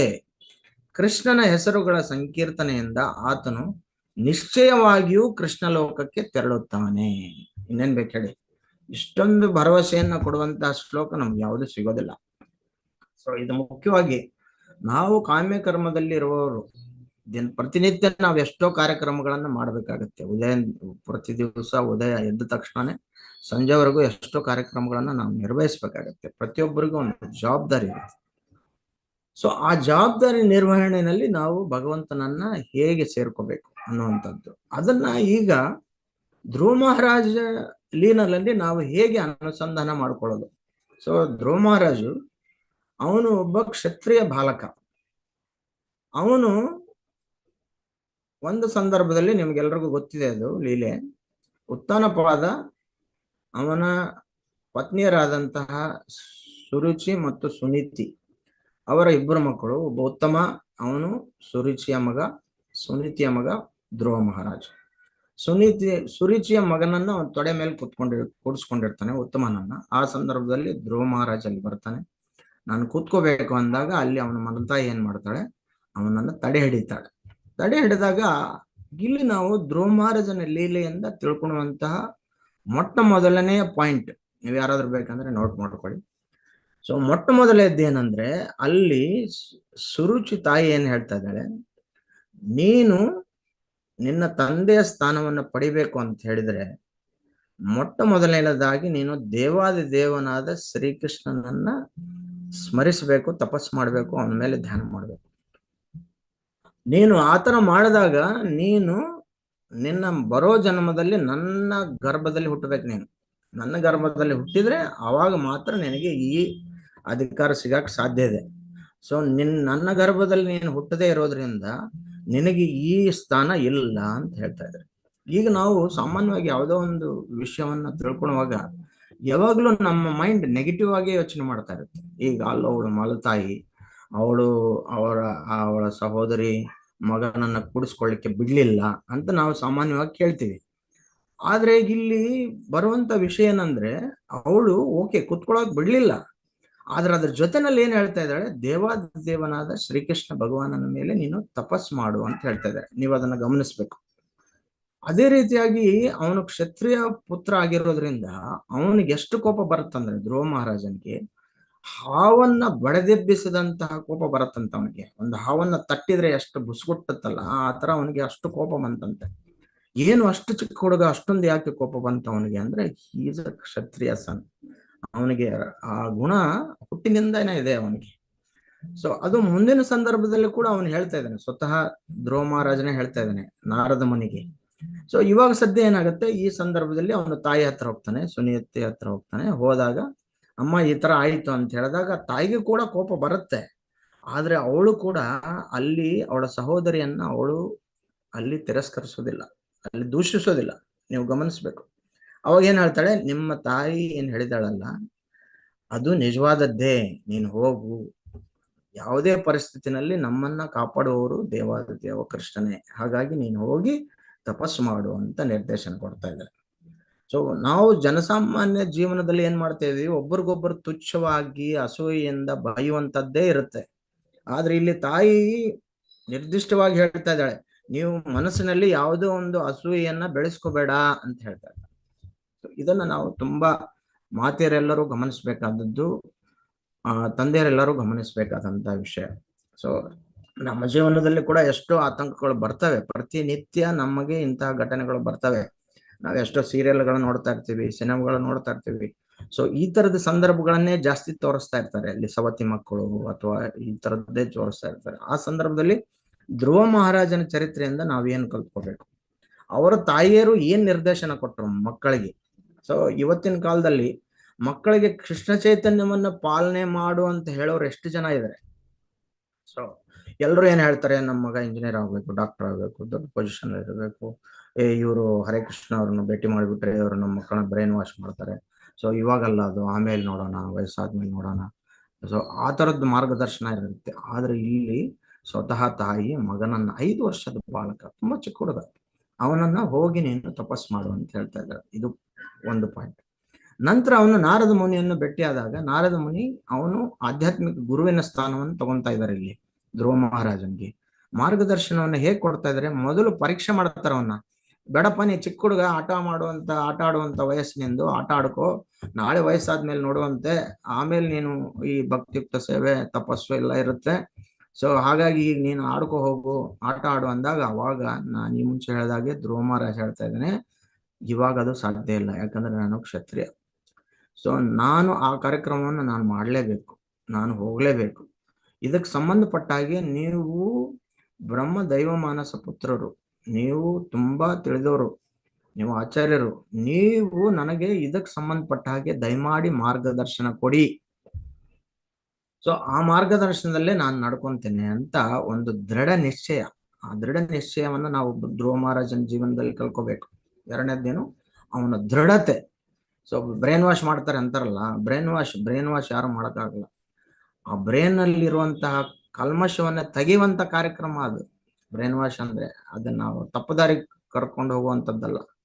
ಅಲ್ಲಿ ಪರೀಕ್ಷೆ ಮಾಡಿದ್ರು, ನೀನ್ ಆಡ್ಕೊಪ್ಪ ಅಂತ ಹೇಳಿ, ಆದ್ರೆ ಅವನು ಆಡ್ಕೊಳಿಲ್ಲ. ಇಲ್ಲ, ನಾನು ಹೋಗ್ಲೇಬೇಕು. ಅವನೇನ್ ಹೇಳ್ತಾ ಇದ್ದಾನೆ ಅಲ್ಲಿ, ನನ್ನ ತಂದೆ ನನ್ನ ತಾತರ ಸ್ಥಾನವನ್ನ ನಾನು ಪಡಿಬೇಕು, ಅಷ್ಟು ಉನ್ನತವಾದಂತ ಉದ್ದೇಶ ಧ್ಯೇಯದಿಂದ ಅವನು ತಪಸ್ ಮಾಡಕ್ ಹೋಗ್ತಾ ಇದ್ದಾನೆ. ಆವಾಗ ನಾರದ ಮುನಿಗಳು ತುಂಬಾ ಪ್ರಸನ್ನರಾಗಿ ಮೊಟ್ಟ ಮೊದಲು ಅವ್ರಿಗೆ ಏನ್ ಹೇಳ್ತಾ ಇದ್ರೆ, ದೇವಾದಿ ದೇವ ಭಗವಂತ ಹೇಗಿರ್ತಾನೆ ಅನ್ನೋದನ್ನು ವಿವರಿಸ್ತಾರೆ. ಮೊದಲು ನಾರಾಯಣ ಹೇಗಿದ್ದಾನೆ, ಕೃಷ್ಣ ಹೇಗಿದ್ದಾನೆ ಅನ್ನೋದನ್ನು ವಿವರಿಸ್ತಾರೆ. ಯಾಕಂದ್ರೆ ಅವರು ವೈಕುಂಠ ವಾಸಿಗಳು, ಅವರು ಲೋಕ ಸಂಚಾರಿ, ಅವ್ರಿಗೆಲ್ಲ ಗೊತ್ತಿರುತ್ತೆ. ಸೊ ಅವರು ಅದನ್ನ ವಿವರಿಸ್ತಾರೆ, ನಾರಾಯಣನ ರೂಪರೇಷೆಗಳನ್ನು ವಿವರಿಸ್ತಾರೆ. ಆಮೇಲೆ ಅವನಿಗೆ ಉಪದೇಶ ಮಾಡ್ತಾರೆ, ಮಂತ್ರೋಪದೇಶ ಮಾಡ್ತಾರೆ. ಆ ಮಂತ್ರೋಪದೇಶ ಎಲ್ಲರೂ ಹೇಳಿ ಮನಸ್ಸಲ್ಲಿ ಹೇಳ್ಕೊಳ್ಳಿ.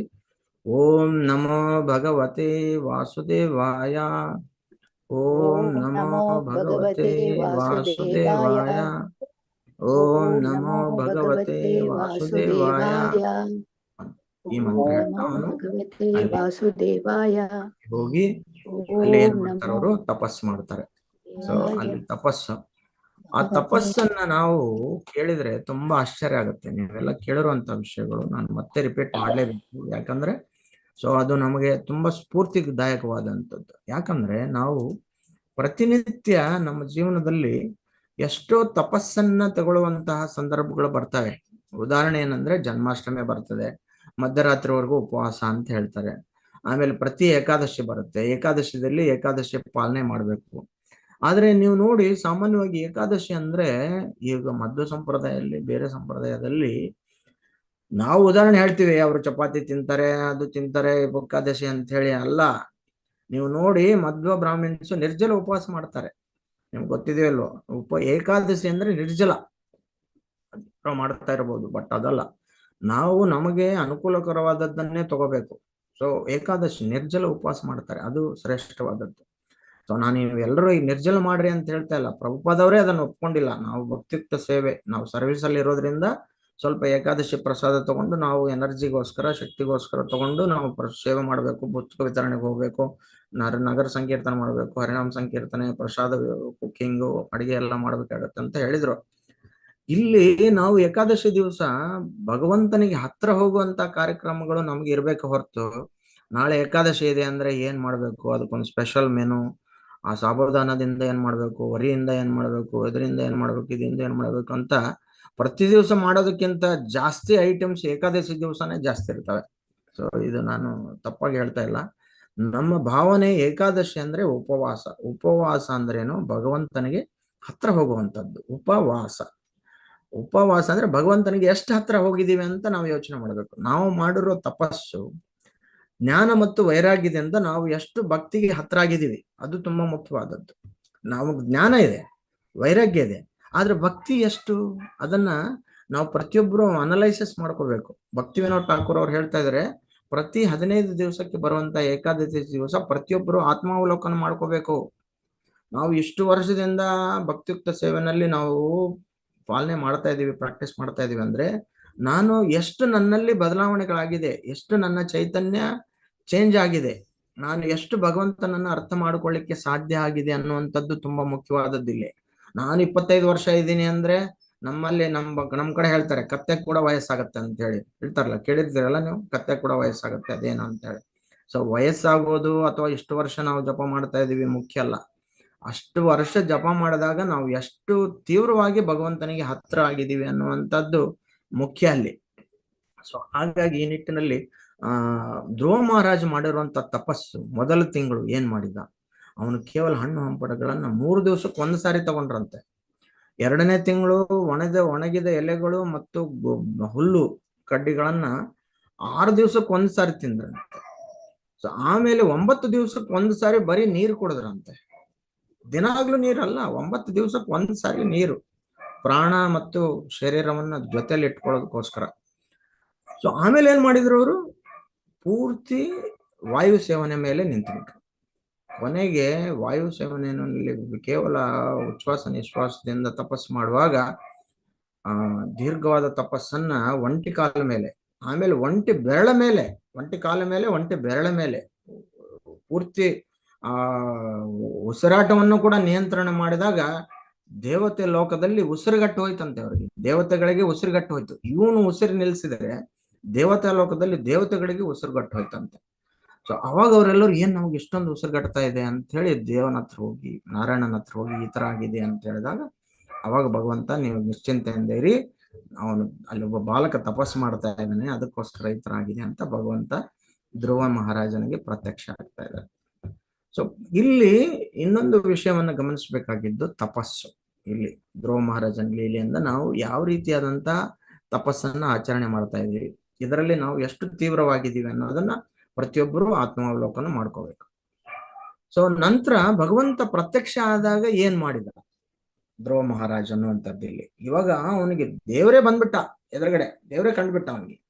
ಅವಾಗ ಅವನ ಪ್ರವರ್ತನೆ ಹೇಗಿತ್ತು, ಅವ್ನಿಗೇನು ದಿಕ್ಕು ತೋಚಲಿಲ್ಲ, ಏನ್ ಮಾಡ್ಬೇಕು ಗೊತ್ತಾಗ್ಲಿಲ್ಲ, ಅವನಿಗೆ ಹೇಗೆ ಸ್ತುತಿ ಮಾಡ್ಬೇಕು ಗೊತ್ತಾಗ್ಲಿಲ್ಲ, ಹೇಗೆ ಗುಣಗಾನ ಮಾಡ್ಬೇಕು ಗೊತ್ತಾಗ್ಲಿಲ್ಲ. ಅವನ ಪರಿಸ್ಥಿತಿ ಗೊತ್ತಾಗಿ ನಾರಾಯಣ ಏನ್ ಮಾಡ್ತಾ ಇದಾರೆ, ಅವನ ಶಂಖವನ್ನ ತಗೊಂಡು ಅವನ ತಲೆ ಮೇಲೆ ಇಡ್ತಾ ಇದ್ದಾರೆ. ಯಾವಾಗ ಭಗವತ್ ಸ್ಪರ್ಶ ಆಯ್ತೋ, ನಾರಾಯಣನ ಕೃಪೆ ಅವರಿಗೆ ಸಿಕ್ತೋ, ಅವಾಗ ಭಗವಂತನನ್ನ ಸ್ತುತಿಸ್ಲಿಕ್ಕೆ ಪ್ರಾರಂಭ ಮಾಡಿದ್ರು. ಅದು ಪ್ರೇಯರ್ಸ್ ಆಫ್ ಧ್ರುವ ಮಹಾರಾಜ್. ಧ್ರುವ ಮಹಾರಾಜನ ಪ್ರಾರ್ಥನೆಗಳು ಅಂತ ತುಂಬಾ ಪ್ರಸಿದ್ಧವಾದಂತಹ ಶ್ಲೋಕಗಳು, ನೀವೆಲ್ಲ ಕೇಳಿರ್ತೀರ ಅವನ್ನ. ಸೊ ಆ ರೀತಿಯಾಗಿ ಶ್ಲೋಕಗಳನ್ನ ಹೇಳಿ ಭಗವಂತನನ್ನ ಕೀರ್ತಿಸಿದ ನಂತರ ಭಗವಂತ ಅವನಿಗೆ ವರ ಕೊಡ್ತಾ ಇದ್ದಾನೆ. ಇಲ್ಲಿ ಗಮನಿಸಬೇಕಾದಂತ ವಿಷಯ ಒಂದು, ಧ್ರುವ ಮಹಾರಾಜನಿಗೆ ಭಗವಂತ ಪ್ರತ್ಯಕ್ಷ ಆದ್ಮೇಲೆ ಅವನು ಯಾವ ರೀತಿಯಾಗಿ ನಡ್ಕೊಂಡ. ಅಂದ್ರೆ ನಮಗೆ ಸ್ವಲ್ಪ ಭಕ್ತಿ ಬಂದ ತಕ್ಷಣ ನಮಗೆ ಗರ್ವ ಬಂದ್ಬಿಡುತ್ತೆ. ತಿಲಕ ಹಾಕೊಂಡ ತಕ್ಷಣ, ಕಂಠಿಮಾಲೆ ಹಾಕೊಂಡ ತಕ್ಷಣ, ಜಪಮಾಲೆ ಕೈನಲ್ಲಿ ಬಂದ ತಕ್ಷಣ ನಾವು ಯಾರನ್ನೂ ಕೇಳೋದೇ ಇಲ್ಲ, ಹರೇ ಕೃಷ್ಣ ಕೂಡ ಹೇಳೋದಿಲ್ಲ. ಹರೇ ಕೃಷ್ಣ ಪ್ರಭು ಅಂದ್ರೆ ಹಾ ಅಂತೀವಿ, ಹಾ ಅಂತೀವಿ. ಹರೇ ಕೃಷ್ಣ ಕೂಡ ಹೇಳೋದಿಲ್ಲ. ಅದು ಹರಿಬೋಲ್ ಅಂತ ಹೇಳ್ತಾರೆ ಕೆಲವು ಜನ. ಹೆಂಗೆ ಹೇಳ್ತಾರೆ, ಸ್ಟೈಲ್ ಆಗಿ ಹರಿಬೋಲ್ ಅಂತ ಹೇಳ್ತಾರೆ. ಅಲ್ಲಿ ಪ್ರತಿಸ್ಪಂದನೆ, ಪ್ರತಿಕ್ರಿಯೆ ಯಾರೇ ಇರಲಿ, ಸೊ ನಮಗಿಂತ ಹಿರಿಯರ ಹತ್ರ ನಾವು ವಿನಯವಾಗಿ ಅವರಿಂದ ತಿಳ್ಕೊಳ್ಳೋದಕ್ಕೆ ಪ್ರಯತ್ನ ಮಾಡಬೇಕು. ಸೊ ನಮ್ಮ ಸಮಾನವಾಗಿರುವವರಿಗೆ ಸ್ನೇಹದಿಂದ ನಾವು ಪ್ರತಿಕ್ರಿಯೆ ಕೊಡಬೇಕು. ನಮಗೆ ಚಿಕ್ಕವರು ಇರುವವರಿಗೆ, ನಮಗಿಂತ ಚಿಕ್ಕವ್ರಿಗೆ ಏನ್ ಮಾಡ್ಬೇಕು, ಅವರಿಗೆ ಕರುಣೆಯಿಂದ ಅವರಿಗೆ ಅಸೋಸಿಯೇಷನ್ ಕೊಡಬೇಕು, ಸಂಗತಿ ಕೊಡಬೇಕು. ಇದನ್ನ ನಾರದ ಮುನಿನೇ ಧ್ರುವ ಮಹಾರಾಜ್ಗೆ ಇದೇ ಅಧ್ಯಾಯದಲ್ಲಿ ಶ್ಲೋಕಗಳಲ್ಲಿ ಹೇಳ್ತಾ ಇದ್ದಾರೆ, ಹೇಗೆ ಪ್ರವರ್ತನೆ ಮಾಡಬೇಕು ನೀನು ಅಂತ ಹೇಳಿ ಧ್ರುವ ಮಹಾರಾಜ್ಗೆ ಇನ್ಸ್ಟ್ರಕ್ಷನ್ ಕೊಡ್ತಾ ಇದ್ದಾರೆ. ಸೊ ಆ ರೀತಿಯಾಗಿ ನಮಗೆ ಭಗವಂತನೇ ಬಂದ್ಬಿಟ್ಟಿದ್ದಾನೆ. ಇವಾಗ ಭಗವಂತನೇ ಬಂದಾಗ ನಮ್ಗೆ ನಮ್ಗೆ ಇವಾಗ ಭಕ್ತಿಯುಕ್ತ ಸೇವೆ ಸಿಕ್ಕಿದೆ, ಹರೇ ಕೃಷ್ಣ ಮಹಾಮಂತ್ರ ಸಿಕ್ಕಿದೆ. ಈ ಶ್ಲೋಕದ ಪ್ರಕಾರ ನಾನು ಹೇಳಿದ್ನಲ್ಲ ಇವಾಗ, ಸೊ ಮಾಮನಸ್ಮರ ಯುದ್ಧ ಚ ಅಂತ ಹೇಳಿ ನನ್ನ ಹೆಸರು ಹೇಳಿ ನೀನು ಯುದ್ಧ ಮಾಡಪ್ಪ ಅಂತ ಹೇಳಿದ್ರು ಅಂತೇಳಿ. ಹಾಗೆ ನಮ್ಗೆ ಇವಾಗ ಭಗವಂತನ ನಾಮಸ್ಮರಣೆ, ಹರೇ ಕೃಷ್ಣ ಕೃಷ್ಣ ಕೃಷ್ಣ ಹರೇ ಹರೇ, ಹರೇ ರಾಮ ರಾಮ ರಾಮ ಹರೇ ಹರೇ ಅಂತ ಹೇಳ್ತಾ ನಮ್ಮ ಕಾರ್ಯಕ್ರಮವನ್ನು ಮಾಡುವಂತ ಒಂದು ಅವಕಾಶ ಸಿಕ್ಕಿದೆ. ಈ ಕಾರ್ಯಕ್ರಮ ಮಾಡೋದ್ರಿಂದ ನೀನು ಭಗವದ್ಧಾಮಕ್ಕೆ ಹೋಗ್ಬಿಡ್ತೀಯ ಅಂತ ಹೇಳ್ತಾ ಇದಾರೆ. ಸೊ ಅಂತ ಒಂದು ಅವಕಾಶ ಸಿಕ್ಕಿದೆ ನಮಗೆ. ಆದ್ರೆ ನಾವು ಯಾವ ರೀತಿಯಾಗಿರ್ಬೇಕು, ಯಾವ ರೀತಿಯಾಗಿ ನಡ್ಕೋಬೇಕು ಅನ್ನುವಂಥದ್ದು ಮತ್ತೊಂದು ಇಲ್ಲಿ ಧ್ರುವ ಮಹಾರಾಜ್ ಲೀಲೆಯಿಂದ ನಾವು ಕೇಳ್ಕೋಬೇಕು. ಇಲ್ಲಿ ತಮಾಷೆಯಾಗಿ 2 ಕಥೆ ನಾನು ನಿಮ್ಗೆ ಹೇಳ್ತಾ ಇದ್ದೀನಿ. ಒಂದು ಮುದುಕಿ, ಇವೆಲ್ಲ ನೀವು ಕೇಳಿರ್ಬಹುದು. ಒಂದು ಮುದುಕಿ ಏನಂದ್ರೆ ಅವಳು ಅಡಿಗೆಗೋಸ್ಕರ ಕಟ್ಟಿಗೆ ಸಂಗ್ರಹ ಮಾಡ್ತಾ ಇದ್ಲು. ಕಟ್ಟಿಗೆ ಸಂಗ್ರಹ ಮಾಡಿದಾಗ ಏನ್ ಮಾಡಿದ್ಲು, ತುಂಬಾ ಜಾಸ್ತಿ ಸಿಕ್ಬಿಡ್ತು ಕಟ್ಟಿಗೆ. ಆಗಿ ಜಾಸ್ತಿ ಸಿಕ್ಕೂಡೆ ಸ್ವಲ್ಪ ಹೊರೆ ದೊಡ್ಡದಾಗ್ಬಿಡ್ತು. ಹೊರೆ ಆದ ತಕ್ಷಣ ಅದನ್ನ ಎತ್ತಕ್ ಆಗ್ಲಿಲ್ಲ. ಅವಾಗ ಏನ್ ಮಾಡಿದ್ಲು ಅವಳು, ಓ ಭಗವಂತ, ಇದು ವಜ್ಜ ಆಗ್ಬಿಡ್ತಲ್ಲ, ಇದು ಭಾರ ಆಗ್ಬಿಡ್ತ. ಅವಳು ಸಿನ್ಸಿಯರಿಟಿಗೆ ಏನ್ ಮಾಡಿದ್ರು, ಭಗವಂತ ಪ್ರತ್ಯಕ್ಷ ಆಗ್ಬಿಟ್ಟ ಅವಳಿಗೆ. ಏನಮ್ಮ ಅಜ್ಜಿ ನನ್ ಕರೀದೆಲ್ಲ ಏನು ಅಂದ್ರೆ, ಇದು ಸ್ವಲ್ಪ ಭಾರ ಇದೆ, ಇದು ವಜ್ಜ ಇದೆ, ಇದು ನನ್ನ ತಲೆ ಮೇಡಪ್ಪ ಅಂತ. ಭಗವಂತ ಏನ್ ಮಾಡಿದ, ಆಯ್ತಪ್ಪ ಅಂತ ತಲೆ ಮೇಲೆ ಇಟ್ಟ ಹೋಗ್ಬಿಟ್ಟ. ಸೊ ಇದು ಒಂದು ಉದಾಹರಣೆ. ಇದು ನಮಗೆ ತಮಾಷೆ ಅನ್ನಿಸ್ಬೋದು. ಸೊ ನಾವು ಭಗವಂತ ಪ್ರತ್ಯಕ್ಷ ಆದಾಗ ನಾವು ಭಗವಂತನನ್ನ ಏನ್ ಕೇಳ್ಬೇಕು. ಸೊ ಆ ಮುದುಕಿ, ಆ ಅಜ್ಜಿ ಆ ಕಟ್ಟಿಗೆ ಹೊರೆನ ತಲೆಯ ಮೇಲೆ ಇಡು ಅಂದ್ರೆ ಅಲ್ಲಿ ಜಾಣತನ ಏನಿದೆ. ಹಾಗೆ ನಾವು ಪ್ರತಿ ದಿವಸ ನಮಗೆ ಭಗವತ್ ಸಾಕ್ಷಾತ್ಕಾರ ಆಗ್ತಾ ಇರುತ್ತೆ. ನಮ್ಮ ಜೀವನದಲ್ಲಿ ಎಷ್ಟೋ ಕೋರಿಕೆಗಳು ನಮ್ಮ ಎದುರುಗಡೆ ಬರ್ತಾ ಇರ್ತವೆ. ಆ ಸಂದರ್ಭದಲ್ಲಿ ನಾವು ಭಗವಂತನನ್ನು ಏನ್ ಕೋರ್ಕೋಬೇಕು, ಏನ್ ಕೇಳ್ಬೇಕು ಅವನಿಗೆ. ಸೊ ನಾವು ಎಷ್ಟು ಈ ಕರ್ಮ ಬಂಧನದಲ್ಲಿ, ಈ ಸಂಸಾರ ಬಂಧನದಲ್ಲಿ ಸಿಕ್ಕಾಕೊಂತ ಇದೀವಿ. ಆ ಮುದುಕಿ ತಲೆ ಮೇಲೆ ಹೊರಸು ಅಂತ ಹೇಳಿದ್ನಲ್ಲ, ನಮ್ಮ ಜೀವನದಲ್ಲಿ ಕೂಡ ಪ್ರತಿನಿತ್ಯ ನಡೆಯುವಂತ ಘಟನೆಗಳಿವು. ಸೊ ನಾವ್ ಎಷ್ಟೋ ಕೋರಿಕೆಗಳನ್ನ ಭಗವಂತನಿಗೆ ಕೇಳ್ತಾ ಇದ್ದೀವಿ. ಲಿಸ್ಟ್, ತುಂಬಾ ಜನ ತಿರುಪತಿಗೆ ಬರ್ತಾರೆ. ಸೊ ಏನ್ ಹಿಡ್ಕೊಂಡ್ ಬರ್ತಾರೆ ಅವರು ತಿಮ್ಮಪ್ಪನ ಹತ್ರ, 1 ಸೆಕೆಂಡ್ ದರ್ಶನಕ್ಕೋಸ್ಕರ ಬರ್ತಾರೆ. 1 ಸೆಕೆಂಡ್ ದರ್ಶನದಲ್ಲಿ ಒಂದ್ ದೊಡ್ಡ ಲಿಸ್ಟೇ ತಗೊಂಡ್ ಬಂದಿರ್ತಾರೆ. ಸೊ ನನ್ನ ಮಗನ ಮದುವೆ ಕೆಲಸ ಸಿಗ್ಬೇಕು, ನಮ್ಮ ಮಗಳ ಮದುವೆ ಆಗ್ಬೇಕು, ನನ್ನ ಮನೆ ಪೂರ್ತಿ ಆಗ್ಬೇಕು, ಹಿಂಗ ಆಗಬೇಕು, ಸಾಲ ಹೋಗ್ಬೇಕು, ಅದು ಆರೋಗ್ಯ ಸರಿ ಹೋಗ್ಬೇಕು, ದೊಡ್ಡ ಲಿಸ್ಟೇ ಇರುತ್ತೆ. ಆ ತರ ಆಗೋದ್ರಿಂದ ನೀನ್ ಏನ್ ಮಾಡ್ತೀರಿ, ಅದು ಓಕೆ. ನಿನ್ನ ಆದ್ಮೇಲೆ ನೀನ್ ಏನ್ ನನ್ನ ಹತ್ರಕ್ಕೋಸ್ಕರ, ನನಗೋಸ್ಕರ ಏನ್ ಮಾಡ್ತಾ ಇದೆ ಅಂತ ನೋಡ್ತಾನೆ. ಅದಕ್ಕೆ ಭಗವಂತನಿಗೆ ಭಾವಗ್ರಹಿ ಜನಾರ್ದನ ಅಂತ ಕರಿತಾ ಇದ್ದಾರೆ ಅವನಿಗೆ. ಸೊ ಅವನು ನಮ್ಮ ಭಾವನೆಯನ್ನ ನೋಡ್ತಾನೆ. ಯಾವ ಭಾವನೆಯಲ್ಲಿ ಇವರು ನನ್ನನ್ನ ಪೂಜಿಸ್ತಾ ಇದ್ದಾರೆ, ಭಜಿಸ್ತಾ ಇದ್ದಾರೆ, ಆ ರೀತಿಯಾಗಿ ವರ ಕೊಡ್ತಾರೆ. ಸೊ ಈ ಸಂದರ್ಭದಲ್ಲಿ ನೀವು ಎಲ್ಲರೂ ಗಮನಿಸ್ರಿ, ಅವನು ಭಗವಂತನನ್ನು ಸ್ತುತಿಸಿದ್ರು ಕೂಡ ಭಗವಂತ ಏನ್ ಮಾಡಿದ್ರು, ಅವನ ಮನಸ್ಸಿನಲ್ಲಿರುವಂತ ಕೋರಿಕೆ ಏನಿತ್ತು, ಅವನು ಒಂದು ಉತ್ತಮವಾದಂತ ರಾಜ್ಯವನ್ನ ಪಡಿಬೇಕು ಅಂತಿತ್ತು. ಆ ಉತ್ತಮವಾದ ರಾಜ್ಯವನ್ನು ಪಡಿಬೇಕು ಅನ್ನೋದು ಅವನ ಮನಸ್ಸಲ್ಲಿ ಬೇರೂರೋದ್ರಿಂದ ಭಗವಂತ ಏನ್ ಮಾಡಿದ್ರು, ಅವನಿಗೆ ಧ್ರುವ ನಕ್ಷತ್ರವನ್ನ ಕೊಟ್ಟರು. ಅವನಿಗೆ ಪ್ರತ್ಯೇಕವಾದಂತಹ ಸ್ವರ್ಗದಕ್ಕಿಂತ ಉತ್ತಮವಾದಂತಹ ಅನುಕೂಲಗಳಿರುವಂತಹ ಒಂದು ಸಂಪದ್ಭರಿತವಾದಂತಹ ಒಂದು ಗ್ರಹವನ್ನೇ ಅವನಿಗೆ ಕೊಟ್ಬಿಟ್ರು ಭಗವಂತ ಅಲ್ಲಿ. ಆಮೇಲೆ ಏನಾಗುತ್ತೆ, ಈ ಒಂದು ವರವನ್ನ ಪಡೆದ ಮೇಲೆ ಧ್ರುವ ಮಹಾರಾಜನ ಪ್ರತಿಕ್ರಿಯೆ ಏನು ಅನ್ನುವಂಥದ್ದನ್ನ ನಾವಲ್ಲಿ ಗಮನಿಸ್ಬೇಕು. ತುಂಬಾ ಅಸಂತೃಪ್ತಿಯನ್ನು ಹೊಂದುತ್ತಾ ಇದ್ದಾನೆ ಧ್ರುವ ಮಹಾರಾಜ. ತುಂಬಾ ಅಸಂತೃಪ್ತಿ. ಏನ್ ನಾನು ತಪ್ಪು ಮಾಡಿಬಿಟ್ಟೆ, ನಾನು ಎಂತ ಮೂರ್ಖ ಆಗ್ಬಿಟ್ಟೆ ನಾನು. ಸೊ ನಾನು ಭಗವಂತ ನನಗೆ ವಜ್ರದ ರೂಪದಲ್ಲಿ ಕಂಡ್ರು ಕೂಡ ನಾನು ಗಾಜಿನ ಪೀಸ್ಗಳಿಗೋಸ್ಕರ, ಗಾಜು ಮುಕ್ಕಳಿಗೋಸ್ಕರ, ಗಾಜಿನ ತುಂಡುಗೋಸ್ಕರ ನಾನು ಕಷ್ಟಪಟ್ಟನಲ್ಲ ಅನ್ನುವಂತ ಒಂದು ವೇದನೆಯನ್ನ ಧ್ರುವ ಮಹಾರಾಜ ಅಲ್ಲಿ ವ್ಯಕ್ತಪಡಿಸ್ತಾ ಇದ್ದಾರೆ. ಇದನ್ನ ನಾವು ಗಮನಿಸ್ಬೇಕಾದಂತ ವಿಷಯ. ಸೊ ನಮಗೇನೋ ಬಂತು, ಪಾಲಿಗೆ ಬಂದದ್ದು ಪಂಚಾಮೃತಪ್ಪ, ಏನೋ ಬಂತು, ಆಯ್ತು ಬಿಡ, ಹೋಗ್ಲಿ, ನಮ್ ಕರ್ಮ ಎಷ್ಟೇ ಇದೆ, ನಮ್ ಭಾಗ್ಯ ಎಷ್ಟೇ ಇದೆ, ನಾವು ಕೇಳಿದ್ವಿ ಕೊಟ್ಟ ದೇವ್ರು ಅಂತ ಹೇಳಿ ಆ ತರದ್ದಲ್ಲ. ಯಾವಾಗ್ಲೂ ಏನಂದ್ರೆ ಥಿಂಕ್ ಬಿಗ್, ಥಿಂಕ್ ಹೈ ಅಂತ ಹೇಳ್ತಾರೆ ಪ್ರಭುಪಾದವರು. ಯಾವಾಗ್ಲೂ ನಾವು ದೊಡ್ಡದಕ್ಕೋಸ್ಕರ ಆಸೆ ಪಡ್ಬೇಕು. ಸೊ ಅವಾಗ ಏನಂದ್ರೆ ಪ್ರಭುಪಾದವರು ಒಂದ್ಸರಿ ಏನಂತಾರೆ, ಶಿಷ್ಯರೆಲ್ಲರೂ ಸೇರಿ ಕಲಿಯುಗದಲ್ಲಿ ಹರಿನಾಮ ಸಂಕೀರ್ತನೆ ಪ್ರಚಾರ ತುಂಬಾ ಆಗ್ಬೇಕು, ಕಲಿಯುಗ ಪ್ರಭಾವ ಜಾಸ್ತಿ ಇದೆ ಹೀಗಂತ ಹೇಳಿದ್ರೆ, ಅವಾಗ ಹಾಗಾದ್ರೆ ಪ್ರಭುಪಾದ್ ನಾವು ಮತ್ತೆ ಮತ್ತೆ ಬಂದು ಪ್ರಚಾರ ಮಾಡ್ತೀವಿ, ಮತ್ತೆ ಬಂದು ನಾವು ಬುಕ್ ಡಿಸ್ಟ್ರಿಬ್ಯೂಷನ್ ಮಾಡ್ತೀವಿ ಅಂದ್ರೆ ಪ್ರಭುಪಾದವ್ರು ಹೇಳಿದ್ರು, no, don't think like that. ನೀವು ಆ ತರ ಯೋಚನೆ ಮಾಡಬೇಡಿ. ಯಾವಾಗ್ಲೂ ಭಗವದ್ಧಾಮಕ್ಕೆ ಹೋಗ್ಬೇಕನ್ನೋ ಯೋಚನೆನೇ ಇರ್ಬೇಕು. Going back to Godhead ಅನ್ನೋ ಯೋಚನೆನಲ್ಲೇ ಇರ್ಬೇಕು ನೀವು ಅಂತ ಹೇಳಿದ್ರು. ಸೊ ಅದೇ ರೀತಿಯಾಗಿ ಕೆಲವು ಜನ ಏನಂದ್ರು ಅಂದ್ರೆ ಡಿವೋಟೀಸು, ಹೌದು, ಈ ಭಕ್ತಿಯುಕ್ತ ಸೇವೆನಲ್ಲಿ ನಾವೆಲ್ಲೋ ಯಾವ್ದ್ಯಾವ್ದೋ ವಿದೇಶದಲ್ಲಿ ಯಾವುದೋ ಮೂಲೆನಲ್ಲಿರೋರು, ಆ ಮೂಲೆನಲ್ಲಿರುವಾಗ ನಾವು ನಮ್ಮ ಪೂರ್ವಜನ್ಮದ ಸುಕೃತಿಯಿಂದ, ಪೂರ್ವಜನ್ಮದ ಪುಣ್ಯದಿಂದ, ಅಥವಾ ಯಾವುದೋ ಒಂದು ಪೂರ್ವಜನ್ಮದ ಫಲದಿಂದ ನಾವು ಈ ತರ ಭಕ್ತರಾಗಿದ್ದೀವಿ ಅಂತ ಕೆಲವು ಜನ ಹೇಳಿದ್ರು. ಅದು ನಿಜಾನೇ, ಫಿಲಾಸಫಿಕಲಿ ನಿಜಾನೇ, ಪ್ರಭುಪಾದವ್ರು ಹೇಳಿದ್ದು ಅದು ಕೂಡ. ಆದ್ರೆ ಅವಾಗ ತಕ್ಷಣ ಹಂಗೆ ಹೇಳಿದ ತಕ್ಷಣ ಏನಂದ್ರು, ಪ್ರಭುಪಾದವರು ನೋ ಅಂದ್ರೆ ಅಲ್ಲಿ, ಇದೇನಿದ್ರು ಪ್ರಭುಪಾದವರು, ನಾವು ಇವಾಗ ಎಲ್ಲೋ ಇದ್ವಿ, ಇವಾಗ ಯಾವುದೋ ಭಕ್ತರ ಕೃಪೆಯಿಂದ ನಾವು ಯಾವುದೋ ಒಂದು ಪ್ರಸಾದ ತಿಂದೋ ಅಥವಾ ಏನೋ ಪುಸ್ತಕ ಓದೋ ಬಂದಿದ್ದೀವಲ್ಲ.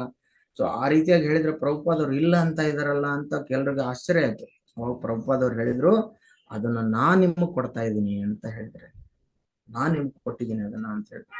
ಸೊ ಅಲ್ಲಿ ನಮಗೆ ಹೊರಗಡೆಯಿಂದ ಏನ್ ಅನಿಸ್ತಾ ಇದೆ, ಏನು ಪ್ರಭುಪಾದ್ ಅವ್ರು ಹೀಗೆ ಹೇಳಿದ್ರಲ್ಲ, ನಾನೇ ಕೊಟ್ಟಿದ್ದೀನಿ ಅಂತ ಇದಾರಲ್ಲ ಅನ್ನಿಸ್ಬೋದು. ಅಲ್ಲ, ಅಲ್ಲಿ ನಾವು ಅಹಂಕಾರಿಗಳಾಗಬಾರ್ದು. ನಾವು ಯಾವಾಗ್ಲೂ ಗುರು ಪರಂಪರೆಯನ್ನು ಮರಿಬಾರ್ದು, ಗುರುಗಳನ್ನ ಮರಿಬಾರದು. ನನ್ನಿಂದ ಬಂದಿದೆ, ನನ್ನ ಪೂರ್ವ ಜನ್ಮ ಕರ್ಮದಿಂದ ಬಂದಿದೆ, ನನ್ನ ಸುಕೃತಿಯಿಂದ ಬಂದಿದೆ ಅನ್ಕೋಬಾರದು.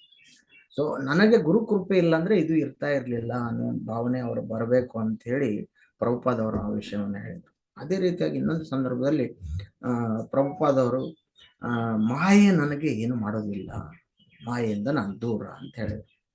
ಹೌದು ಪ್ರಭುಪಾದ್, ನೀವು ಪವಿತ್ರ ಭಕ್ತರು, ನಿಮ್ಗೆ ಏನ್ ಮಾಯೆ ಏನು ಮಾಡೋದಿಲ್ಲ ಹಾಗೆ ಅಂತ. ಮತ್ತೆ ಅವರು ರಾಧಾ ಶ್ಯಾಮ ಸುಂದರ ಮಂದಿರ ವೃಂದಾವನದಲ್ಲಿ ಭಗವಂತನ ಎದುರಿಗೆ ಹೋಗಿ ಭಗವಂತ ನನ್ನನ್ನು please keep me away from maya ಅಂತ ಪ್ರಾರ್ಥನೆ ಮಾಡಿದ್ರಂತೆ. ಸೊ ನನ್ನ ಮಾಯೆಯಿಂದ ದೂರ ಇರಿಸಿ ಸ್ವಾಮಿ ಅಂತ ಪ್ರೇ ಮಾಡಿದ್ರಂತೆ. ಅವಾಗ ಅಲ್ಲಿರೋ ಶಿಕ್ಷರು, ನೀವು ಅಲ್ಲಿ ಹೇಳಿದ್ರಿ ಮಾಯೆ ನನಗೇನು ಮಾಡೋದಿಲ್ಲ ಅಂತೇಳಿ, ಇಲ್ಲಿ ನೋಡಿದ್ರೆ ಮತ್ತೆ ಮಾಯೆಯಿಂದ ನನ್ನ ದೂರ ಇರಿಸಿ ಸ್ವಾಮಿ ಅಂತ ಪ್ರಾರ್ಥನೆ ಮಾಡ್ತಾ ಇದ್ದೀರಲ್ಲ ಅಂತ ಕೇಳಿದ್ರಂತೆ. ಅವಾಗ ಪ್ರಭುಪಾದರು ಹೇಳಿದ್ರು, ನಾನು ಪ್ರತಿ ದಿವಸ ಪ್ರಾರ್ಥನೆ ಮಾಡ್ತಾ ಇರೋದ್ರಿಂದನೇ ಮಾಯೆ ನನ್ನ ಹತ್ರ ಬರ್ತಾ ಇಲ್ಲ. ಹಾಗಾಗಿ ನೀವು ಪ್ರತಿ ದಿವಸ ಭಗವಂತನ ಪ್ರಾರ್ಥನೆಯಲ್ಲಿ ನಮ್ಮಲ್ಲಿ ಗುರುವಿನ ಆಶೀರ್ವಾದ ಮತ್ತು ಆ ವಿನಯವನ್ನ ನಾವು ಬೆಳೆಸ್ಕೋಬೇಕು. ನಮಗೇನು ಸಿಕ್ಕರು ಕೂಡ ಅದು ತುಂಬಾ ಬರುತ್ತೆ. ಸೊ ಒಂದು ಮಾವಿನ ಮರ ಬೆಳಿಬೇಕು ಅಂತ ಹೇಳಿದ್ರೆ ತುಂಬಾ ಬರುತ್ತೆ. ಅದರಲ್ಲಿ ಮಾವಿನ ರೆಂಬೆ ಬರುತ್ತೆ, ಕೊಂಬೆ ಬರುತ್ತೆ, ಎಲೆಗಳು ಬರುತ್ತೆ, ಎಲ್ಲ ಬರುತ್ತೆ. ಸೊ ಅದು ಬಂತು ಅಂತ ಹೇಳಿ ನಾವು ಅಲ್ಲಿಗೆ ಕಟ್ ಮಾಡಬಾರ್ದು, ಅದನ್ನ ಕತ್ತರಿಸಬಾರ್ದು. ಸೊ ನಮ್ಮ ಉದ್ದೇಶ ಏನಿರ್ಬೇಕು, ಮಾವಿನ ಫಲ. ಆ ಮಾವಿನ ಫಲವನ್ನ ಎಲ್ಲರೂ ಪಡಿಬೇಕು. ಮಾವಿನ ಫಲ 4 ಜನರಿಗೆ ಅದು ಹಂಚಬೇಕು ಅನ್ನುವಂಥದ್ದು ಚೈತನ್ಯ ಮಹಾಪ್ರಭುನೇ ಸ್ವತಃ ಹೇಳಿದ್ರು. ದೇವಾದಿದೇವ ಶ್ರೀಕೃಷ್ಣ ಭಗವಾನನ ಅವತಾರ ಏನ್ ಹೇಳಿದ್ರು ಅವರು, what I can do, I am A single person. So ನಾನೊಬ್ಬನೇ ಏನ್ ಮಾಡಕ್ಕಾಗತ್ತೆ, ಎಲ್ಲರೂ ಬನ್ನಿ ಹಂಚೋಣ, ಈ ಮಾವಿನ ಹಣ್ಣುಗಳನ್ನ ಎಲ್ರಿಗೂ ಹಂಚೋಣ ಅಂತ ಹೇಳಿದ್ರು. ಸೊ ಆ ರೀತಿಯಾಗಿ ಇಲ್ಲಿ ಏನಂದ್ರೆ ಒಂದು ವಿಷಯ ಏನಂದ್ರೆ, ಧ್ರುವ ಮಹಾರಾಜ ಅವನಿಗೆ ಫಲಿತ ಸಿಕ್ಕಿದ್ರು ಕೂಡ ಅವನು ಏನ್ ಮಾಡಿದ್ರಲ್ಲಿ ಅದನ್ನ ಅವರು ತಗೊಳ್ಳಿಲ್ಲ. ಅಲ್ಲಿ ತಗೊಂಡು ಅನಿವಾರ್ಯ ತಗೋಬೇಕಾಯ್ತದು, ಆದ್ರೆ ಅಲ್ಲಿ ಅವರು ಚಿಂತೆ ಮಾಡ್ತಾ ಇದ್ರು, ನಾನು ತಪ್ಪು ಮಾಡಿಬಿಟ್ಟೆ, ಇದು ನಾನು ಕೇಳಬಾರ್ದಾಗಿತ್ತು ಅಂತೇಳಿ. ಸೊ ಇದು ಒಂದು ನಾವು ಗಮನಿಸಬೇಕಾದಂತ ವಿಷಯ. ಸೊ ಆಮೇಲೆ ಏನಾಗುತ್ತೆ, ಅವರು ಅಲ್ಲಿಂದ ಪ್ರಯಾಣ ಬೆಳೆಸಿ ಈಗ ನಾವು ಓದ್ತಾ ಇರುವಂತಹ ಒಂದು ಸಂದರ್ಭ ಇವಾಗ ಬಂದಿದೆ. ಸೊ ಇವಾಗ ಅವರು ಮತ್ತೆ ಉತ್ಥಾನಪಾದನ ಸಂಸ್ಥಾನಕ್ಕೆ ಅವರು ಮರಳಿ ಬರ್ತಾ ಇದ್ದಾರೆ. ಸೊ ಮರಳಿ ಬರುವಂತ ಸಂದರ್ಭದಲ್ಲಿ ಏನೇನು ನಡೀತು, ಆ ಸಂದರ್ಭದಲ್ಲಿ ಹೇಗಿದೆ, ಅಲ್ಲಿನ ವಿವರಣೆಗಳು ಹೇಗಿದ್ದಾವೆ ಅನ್ನೋದನ್ನ ನಾವು ಈ ಶ್ಲೋಕಗಳಲ್ಲಿ ಓದ್ತಾ ಇದ್ದೀವಿ.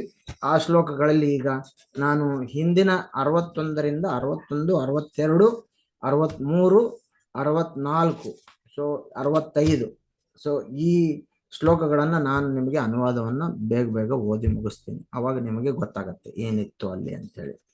ಸೊ ಈ ಪಟ್ಟಣದ ಎಲ್ಲ ಅಂಗಗಳನ್ನು, ಹಾದಿ ಬೀದಿಗಳನ್ನು, ಓಣಿಗಳನ್ನು, ಅಡ್ಡ ಹಾಯುವ ಸ್ಥಳಗಳನ್ನು, ಜಗಲಿಗಳನ್ನು ಚೆನ್ನಾಗಿ ತೊಳೆದು ಚಂದನ ಜಲದಿಂದ ಸೇಚನ ಮಾಡಿದ್ದರು. ಮಂಗಳಕರವಾದ ಭತ್ತದ ಅರಳನ್ನು, ಅಕ್ಷತೆಯನ್ನು, ಹೂ ಹಣ್ಣುಗಳನ್ನು ಮತ್ತಿತರ ಮಂಗಳ ದ್ರವ್ಯಗಳನ್ನು ನಗರಾದ್ಯಂತ ಚೆಲ್ಲಿದ್ದರು. ಧ್ರುವ ಮಹಾರಾಜರು ಬೀದಿಯಲ್ಲಿ ಹೋಗುತ್ತಿದ್ದಂತೆ ಸುತ್ತಮುತ್ತಲಿದ್ದ ಬಂದ ಸ್ತ್ರೀಯರು ಅವರನ್ನು ನೋಡಲು ನೆರೆದಿದ್ದರು. ಮಾತೃವಾತ್ಸಲ್ಯದಿಂದ ಅವರು ಬಿಳಿ ಸಾಸಿವೆ, ಅಕ್ಷತೆ, ಮೊಸರು, ನೀರು, ಗರಿಕೆ ಹುಲ್ಲು, ಹಣ್ಣು, ಹೂಗಳಿಂದ ಅವನಿಗೆ ಆಶೀರ್ವಾದಗಳನ್ನು ಮಾಡಿದರು. ಧ್ರುವ ಮಹಾರಾಜರು ಸ್ತ್ರೀಯರ ಇಂಪಾದ ಗಾನವನ್ನು ಕೇಳುತ್ತಾ ತಂದೆಯ ಅರಮನೆಯನ್ನು ಪ್ರವೇಶಿಸಿದರು. ತರುವಾಯ ಧ್ರುವ ಮಹಾರಾಜರು ರತ್ನಾಲಂಕಾರವಾದ ಗೋಡೆಗಳುಳ್ಳ ತಂದೆಯ ಅರಮನೆಯಲ್ಲಿ ವಾಸವಾಗಿದ್ದನು. ಅವನ ತಂದೆಯು ಅವನನ್ನು ಅತಿ ಅಕ್ಕರೆಯಿಂದ ನೋಡಿಕೊಂಡನು. ಸ್ವರ್ಗದಲ್ಲಿ ದೇವತೆಗಳು ತಮ್ಮ ಮನೆಯಲ್ಲಿ ಇರುವಂತೆ ಅವನು ಆ ಮನೆಯಲ್ಲಿದ್ದನು. ಅರಮನೆಯ ಸುತ್ತಲೂ ಅಮೃತ ಶಿಲೆಯ ಗೋಡೆಗಳಿದ್ದವು. ಆ ಗೋಡೆಗಳಲ್ಲಿ ಇಂದ್ರ ನೀಲಮಣಿಗಳಂತಹ ಬೆಲೆಗೆ ಬಾಳುವ ರತ್ನಗಳಿಂದ ಕೆತ್ತಲ್ಪಟ್ಟ ಕೈಯಲ್ಲಿ ರತ್ನದೀಪಗಳನ್ನು ಹಿಡಿದು ನಿಂತಿರುವ ಸ್ತ್ರೀ ಪ್ರತಿಮೆಗಳು ಇದ್ದವು. ರಾಜನ ಮನೆಯ ಸುತ್ತಲೂ ಉದ್ಯಾನವನಗಳು, ಅಲ್ಲಿ ಸ್ವರ್ಗಲೋಕದಿಂದ ತಂದ ಬಗೆಬಗೆಯ ಮರಗಳಿದ್ದವು. ಆ ಮರಗಳಲ್ಲಿ ಇಂಪಾಗಿ ಕೂಗುತ್ತಿರುವ ಅನೇಕ ಪಕ್ಷಿ ಜೋಡಿಗಳಿದ್ದವು. ಕಿವಿಗೆ ಹಿತವಾಗಿ ಝಂಕರಿಸುವ ಮತ್ತವಾದ ಭ್ರಮರವೂ ಇದ್ದವು. ಸರೋವರಗಳಲ್ಲಿ ಇಳಿದು ಹೋಗುವ ಸೋಪಾನಗಳನ್ನು ವೈಢೂರ್ಯದಿಂದ ಮಾಡಲಾಗಿತ್ತು. ಆ ಸರೋವರಗಳಲ್ಲಿ ಬಣ್ಣ ಬಣ್ಣದ ತಾವರೆಗಳು, ನೈದಿಲೆಗಳು, ಹಂಸಗಳು, ಕಾರಂಡವಗಳು, ಚಕ್ರವಾಕಗಳು, ಕೊಕ್ಕರೆಗಳೇ ಮೊದಲಾದ ಅಮೂಲ್ಯವಾದ ಪಕ್ಷಿಗಳಿದ್ದವು. ರಾಜರ್ಷಿ ಉತ್ಥಾನಪಾದನು ಧ್ರುವ ಮಹಾರಾಜನ ಶ್ಲಾಘನೆಯ ಕಾರ್ಯಗಳನ್ನು ಕೇಳಿದನು. ಅವನು ಪ್ರಜೆಗಳ ದೃಷ್ಟಿಯಿಂದ ತುಂಬಾ ಪ್ರಭಾಶಾಲಿಯೂ ಶ್ರೇಷ್ಠನೂ ಆಗಿರುವುದರಿಂದ ಸ್ವತಃ ಕಂಡು ಬಹಳ ಸಂತೋಷಗೊಂಡನು. ಅವನ ಕಾರ್ಯಚಟುಕಗಳು ಅತ್ಯಂತ ವಿಸ್ಮಯಕಾರಿಯಾಗಿದ್ದವು. ಇಲ್ಲಿಯವರೆಗೂ ಒಂದು ಘಟ್ಟ ಇದು. ಸೊ ಇವಾಗ ಒಂದು ಶಬ್ದ ಇದೆ, ಏನಂದ್ರೆ ದಿವ್ಯ, ಟ್ರಾನ್ಸಿಡೆಂಟಲ್ ಅನ್ನುವಂತ ಒಂದು ಶಬ್ದ ನಾವು ತುಂಬಾ ಕೇಳ್ತಾ ಇರ್ತೀವಿ ತುಂಬಾ ಸಾರಿ. is a transcendental word, is a transcendental nature, ಆ ದಿವ್ಯ ಸ್ಥಿತಿ ಅಂತ ಕೇಳ್ತಾ ಇರ್ತೀವಿ. ಆ ದಿವ್ಯ ಸ್ಥಿತಿ ಅಂದ್ರೆ ಏನು ಅಂತ ನಮ್ಮ ಕಲ್ಪನೆಗೆ ಗೊತ್ತಿಲ್ಲ. ನಾವು ದಿವ್ಯ ಅಂತೀವಿ ಅಷ್ಟೇ ಹೊರತು ನಮಗೆ ಅದ್ಭುತ ಗೊತ್ತಿದೆ, ವಿಚಿತ್ರ ಅನ್ನೋದು ಗೊತ್ತಿದೆ. ಕೃಷ್ಣ ಬಾಲಕನಾಗಿದ್ರು ಕೂಡ ಎಡಗೈ ಕಿರುಬೆರಳಿಂದ ಗೋವರ್ಧನಗಿರಿಯನ್ನು ಎತ್ತಿದ ಅನ್ನುವಂಥದ್ದು ದಿವ್ಯವಾದದ್ದ ಅಥವಾ ಅದ್ಭುತವಾದದ್ದ ಅಂದಾಗ ನಾವೆರಡು ಒಂದೇ ಅಂತ ಕಲ್ಪನೆ ಮಾಡ್ಕೊತೀವಿ ಅಲ್ಲಿ. ಸೊ ಅಲ್ಲಿ ದಿವ್ಯತ್ವ ಅಂದ್ರೆ ಏನು ಅಂತ ನಮ್ಗೆ ಗೊತ್ತಾಗೋದಿಲ್ಲ. ಸೊ ದಿವ್ಯತ್ವ ಅನ್ನೋದು ಭಕ್ತಿಯುಕ್ತ ಸೇವೆನಲ್ಲಿ ನಾವು ತುಂಬಾ ಅದರ ಬಗ್ಗೆ ಚಿಂತನೆ ಮಾಡಿದಾಗ ನಮಗೆ ಆ ದಿವ್ಯತ್ವ ಅನ್ನೋದು ಅರ್ಥ ಆಗುತ್ತೆ. ಇಲ್ಲಿ ಅವನ ರಾಜ್ಯವನ್ನ, ಅವನ ರಾಜ್ಯ ಸಾಮ್ರಾಜ್ಯವನ್ನ ವಿವರಣೆ ಮಾಡುವಂತಹ ಸಂದರ್ಭದಲ್ಲಿ ಎಷ್ಟೊಂದು ವೈಭವಯುತವಾದಂತಹದ್ದು ಇತ್ತು ಅಲ್ಲಿ ಅನ್ನೋದನ್ನ ನಾವು ಕೇಳ್ತಾ ಇದ್ದೀವಿ. ಆ ವೈಭವ ಅನ್ನೋದು ಅಲ್ಲಿ ನಾವು ಅಪುಲಂಟ್ ಅನ್ನೋದನ್ನ ನಾವು ಹೇಗಾದ್ರೂ ಅರ್ಥ ಮಾಡ್ಕೋಬಹುದು. ಇವಾಗ ಒಬ್ಬ ಮನುಷ್ಯನಿಗೆ ಬಟ್ಟೆನೇ ಇರೋದಿಲ್ಲ, ಬಟ್ಟೆ ಇರೋನಿಗೆ ಅವನಿಗೆ ಬಟ್ಟೆ ಸಿಕ್ಕಿದ್ರೆ ಸಾಕು, ಅವನಿಗೆ ಅದೇ ದೊಡ್ಡ ಸಂಪತ್ತು. ಈಗ ಹಸಿವೆ ಇರೋನಿಗೆ ಏನೋ ತಂಗಳನ್ನ ಕೊಟ್ಟರು ಕೂಡ ಅವನಿಗೆ ಸಂತೃಪ್ತಿ ಆಗುತ್ತೆ. ಅವನಿಗೆ ಮೃಷ್ಟಾನ್ನ ಭೋಜನದ ಬಗ್ಗೆ ಕಲ್ಪನೆ ಇರೋದಿಲ್ಲ, ಅವನಿಗೆ ಅವನ ಹಸಿವಿನಲ್ಲಿ ಇರ್ತಾನೆ ಅವನು. ಸೊ ಆ ರೀತಿಯಾಗಿ ನಮಗೆ ಆ ದಿವ್ಯತ್ವ ಅನ್ನೋದು ಗೊತ್ತಿಲ್ಲ. ಉದಾಹರಣೆಗೆ ರಾಜಸೂಯ ಯಜ್ಞದಲ್ಲಿ ಧನ ಕೊರತೆ ಆಗುತ್ತೆ ಯುಧಿಷ್ಠಿರ ಮಹಾರಾಜನಿಗೆ. ಅವಾಗ ಕೊರತೆ ಅಂದ್ರೆ ಏನು ಬೇಕು, ಆ ರಾಜಸೂಯ ಯಜ್ಞ ದೊಡ್ಡ ಕಾರ್ಯಕ್ರಮ, ಅದು ಪ್ರಪಂಚದಲ್ಲಿ ನಡೆಯುವಂಥದ್ದು, ಸೃಷ್ಟಿಯಲ್ಲಿ ನಡೆಯುವಂಥ ಕಾರ್ಯಕ್ರಮ. ಅದಕ್ಕೋಸ್ಕರ ತುಂಬಾ ಧನ ಕನಕಗಳು ಬೇಕಾಗುತ್ತೆ ಅಂತ ಅವಾಗ ಅರ್ಜುನನಿಗೆ ಹಿಮಾಲಯ ಭಾಗದಲ್ಲಿ ಕಳಿಸ್ಕೊಡ್ತಾರೆ. ಅಲ್ಲಿ ಏನಂದ್ರೆ ತುಂಬಾ ಬಂಗಾರದ ತಟ್ಟೆಗಳನ್ನ, ಬಂಗಾರದ ಉದಾಹರಣೆ ಹೇಳ್ತಾ ಇದಾರೆ ಅಲ್ಲಿ, ಬಂಗಾರದ ತಟ್ಟೆಗಳಲ್ಲಿ ಭೋಜನ ಮಾಡಿ ಅವನ್ನ ಎಸೆದಿದ್ರಂತೆ, ಅಲ್ಲಿ ಬಿಸಾಕಿದ್ರಂತೆ ಆ ಪ್ರದೇಶದಲ್ಲಿ. ಸೊ ಬಂಗಾರದ ತಟ್ಟೆಗಳನ್ನ ತಿಂದು ಎಸೆಯೋದು ಅಂದ್ರೆ ಏನು ನಮ್ಗೆ ಅರ್ಥ ಆಗಲ್ಲ. ಈಗ ನಾವು ಪ್ಲಾಸ್ಟಿಕ್ ಪ್ಲೇಟ್ ಅಲ್ಲಿ, ಪೇಪರ್ ಪ್ಲೇಟ್ ಅಲ್ಲಿ ತಿಂದು ಎಸಿತಾ ಇದೀವಿ. ಇವಾಗ ನಮಗೆ ಅದು ಪ್ಲಾಸ್ಟಿಕ್ ಪೇಪರ್ ಪ್ಲೇಟ್ ನಮ್ಮ ಕಲ್ಪನೆ ಇದೆ. ಬಂಗಾರ ಪ್ಲೇಟೇ ನೋಡಿಲ್ಲ ನಾವು. ಬಂಗಾರ ಪ್ಲೇಟ್ ಯಾರೋ ಮಹಾರಾಜರು, ಮೈಸೂರು ಮಹಾರಾಜರು ಬೆಳ್ಳಿ ತಟ್ಟೆನಲ್ಲಿ ಊಟ ಮಾಡ್ತಾ ಇದ್ರು, ಬಂಗಾರ ತಟ್ಟೆನಲ್ಲಿ ಊಟ ಮಾಡ್ತಾ ಇದ್ರು ಕೇಳ್ತೀವಿ ಹೊರತು. ಬಟ್ ಆ ಥರದ್ದೊಂದು ಕಾಲ ಇತ್ತು, ಕಾಲಘಟ್ಟ ಇತ್ತು ಅನ್ನುವಂಥದ್ದು ಇದೆ. ಸ್ವತಃ ಅವನು ಹೋಗಿ ಸಂಪದವನ್ನು ತಗೊಂಡು ಬಂದ, ಅದಕ್ಕೋಸ್ಕರನೇ ಅವನಿಗೆ ಧನಂಜಯ ಅಂತ ಹೆಸರು ಬಂತು ಅಂತ ಹೇಳ್ತಾ ಇದ್ದಾರೆ ಅರ್ಜುನನಿಗೆ. ಸೊ ಅಂತ ಒಂದು ಸಂಪದ ಇತ್ತು ಅನ್ನುವಂಥದ್ದು. ಇವಾಗ ನಮ್ಮ ಬಟ್ಟೆ ಇರುತ್ತೆ, ಆ ತರ ರಾಜ ಮಹಾರಾಜರ ಬಟ್ಟೆನಲ್ಲಿ ಅವರು ಬೆಳ್ಳಿಯ ದಾರಗಳಿಂದ ಅವ್ರು ಹೆಣಿತಾ ಇದ್ರು, ಅದನ್ನ ಬೆಳ್ಳಿಯ ಕಸೂತಿ ಮಾಡ್ತಾ ಇದ್ರು, ಬಂಗಾರದ ಕಸೂತಿಯನ್ನು ಮಾಡ್ತಾ ಇದ್ರು ಅಂತ ಕೇಳ್ತೀವಿ ಬಟ್ಟೆಗಳಲ್ಲಿ. ಸೊ ಅದನ್ನಲ್ಲಿ ಪ್ಯಾಲೇಸ್ಗಳಲ್ಲಿ ಹೋದ್ರೆ ತಗಲಾಕಿರ್ತಾರೆ, ಅಲ್ಲಿ ತೋರಿಸ್ತಾರೆ ಈ ತರ ಇದೆ ಅಂತ. ನಮ್ಗದು ಕಲ್ಪನೆಗೆ ಸಿಗಲಾರದಂತಹ ಒಂದು ವಿಷಯಗಳು. ಸೊ ಹಾಗಾಗಿ ಭಗವಂತನ ಲೀಲೆಗಳಲ್ಲಿ ನಾವು ಮುಖ್ಯವಾಗಿ ಗಮನಿಸಬೇಕಾಗಿದ್ದು ಅದ್ಭುತಗಳು, ವಿಚಿತ್ರಗಳು ತುಂಬಾ ಇರ್ತವೆ. ಆದ್ರೆ ನಾವು ಅಲ್ಲಿ ದಿವ್ಯತ್ವದ ಕಡೆ ಗಮನ ಕೊಡಬೇಕು. ಈಗ ನಾನು ಒಂದು ಉದಾಹರಣೆ ನಿಮ್ಗೆ ಹೇಳಿದೆ. ಕೃಷ್ಣ, ಬಾಲಕೃಷ್ಣ, ಅವನು ಎಡಗೈ ಕಿರುಬೆರಳ ಮೇಲೆ ಗೋವರ್ಧನ ಎತ್ತಿದ. ಅದನ್ನ ದಿವ್ಯತ್ವ ಅಂತ ಹೇಗೆ ಅರ್ಥ ಮಾಡ್ಕೊಳ್ಳೋದು ಅಂದ್ರೆ, ವೃಜವಾಸಿಗಳು ಅವ್ರು ಏನ್ ಮಾಡಿದ್ರು, ಆ ಭಗವಂತನನ್ನ ಚಿಕ್ಕ ಬಾಲಕನಾಗಿಯೇ ನೋಡಿದ್ರು. ಅವನೊಬ್ಬ ಶಿಶುವಾಗಿಯೇ ನೋಡಿದ್ರು. ನೋಡಿ ಅವನು ಗೋವರ್ಧನಗಿರಿ ಎತ್ತಿದ್ರು ಕೂಡ ಏನ್ ಮಾಡಿದ್ರು, ಅಲ್ಲಿ ವೃಜವಾಸಿಗಳು ಕಟ್ಟಿಗೆ ತಗೊಂಡು ಅವ್ರು ಅದಕ್ಕೆ ಸಪೋರ್ಟ್ ಕೊಟ್ಟರಂತೆ. ಬೀಳ್ಬಾರ್ದಿದ್ದು, ಅವನಿಗೆ ಹೆಲ್ಪ್ ಆಗ್ಲಿ, ಕೃಷ್ಣನಿಗೆ ಹೆಲ್ಪ್ ಆಗ್ಲಿ ಅಂತ. ಅವರು ಕೂಡ ನೀವು ಚಿತ್ರಗಳಲ್ಲಿ ನೋಡಿರ್ತೀರ, ಅವರು ಕೂಡ ಕೋಲ್ ಹಿಡ್ದಿರ್ತಾರೆ ಅದಕ್ಕೆ ಅಲ್ಲೆಲ್ಲೆಲ್ಲ. ಯಾಕೆ ಕೋಲ್ ಹಿಡಿದ್ರು ಅಂದ್ರೆ, ಅಲ್ಲಿ ಆ ದಿವ್ಯತ್ವವನ್ನು, ಆ ಅಮಾಯಕತ್ವವನ್ನು ಅವರು ಅಲ್ಲಿ ಅನುಭವಿಸ್ತಾ ಇದ್ದಾರೆ. ಅಯ್ಯೋ ಕೃಷ್ಣನಿಗೆ ಕಷ್ಟ ಆಗತ್ತಲ್ಲಪ್ಪ ಇದು ಅಂತ ಹೇಳಿ.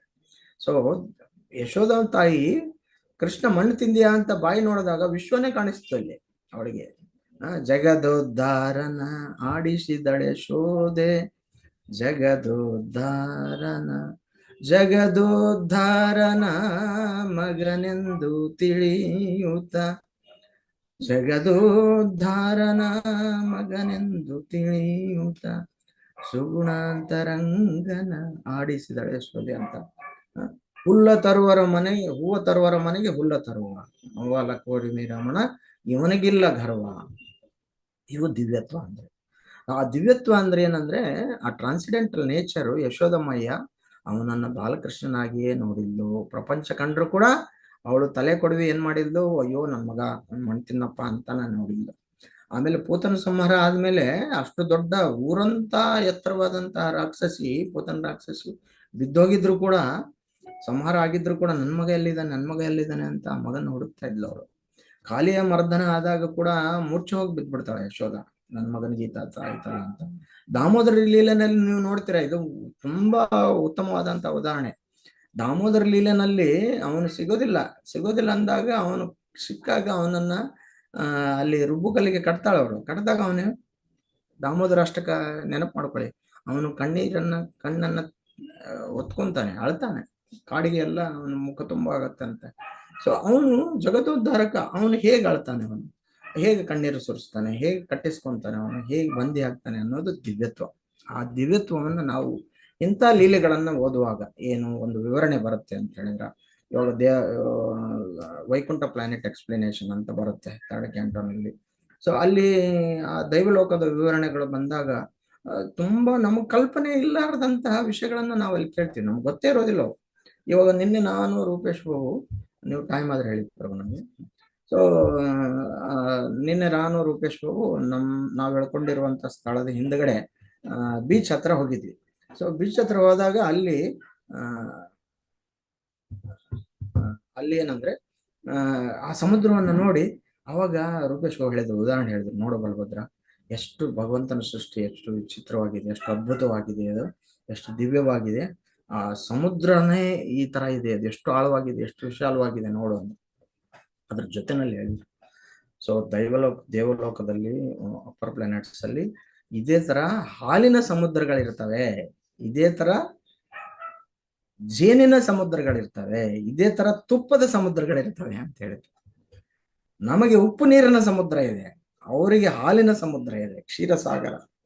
ಅವರಿಗೆ ತುಪ್ಪದ ಸಾಗರ ಇದೆ, ಅವರಿಗೆ ಜೇನಿನ ಸಾಗರ ಇದೆ.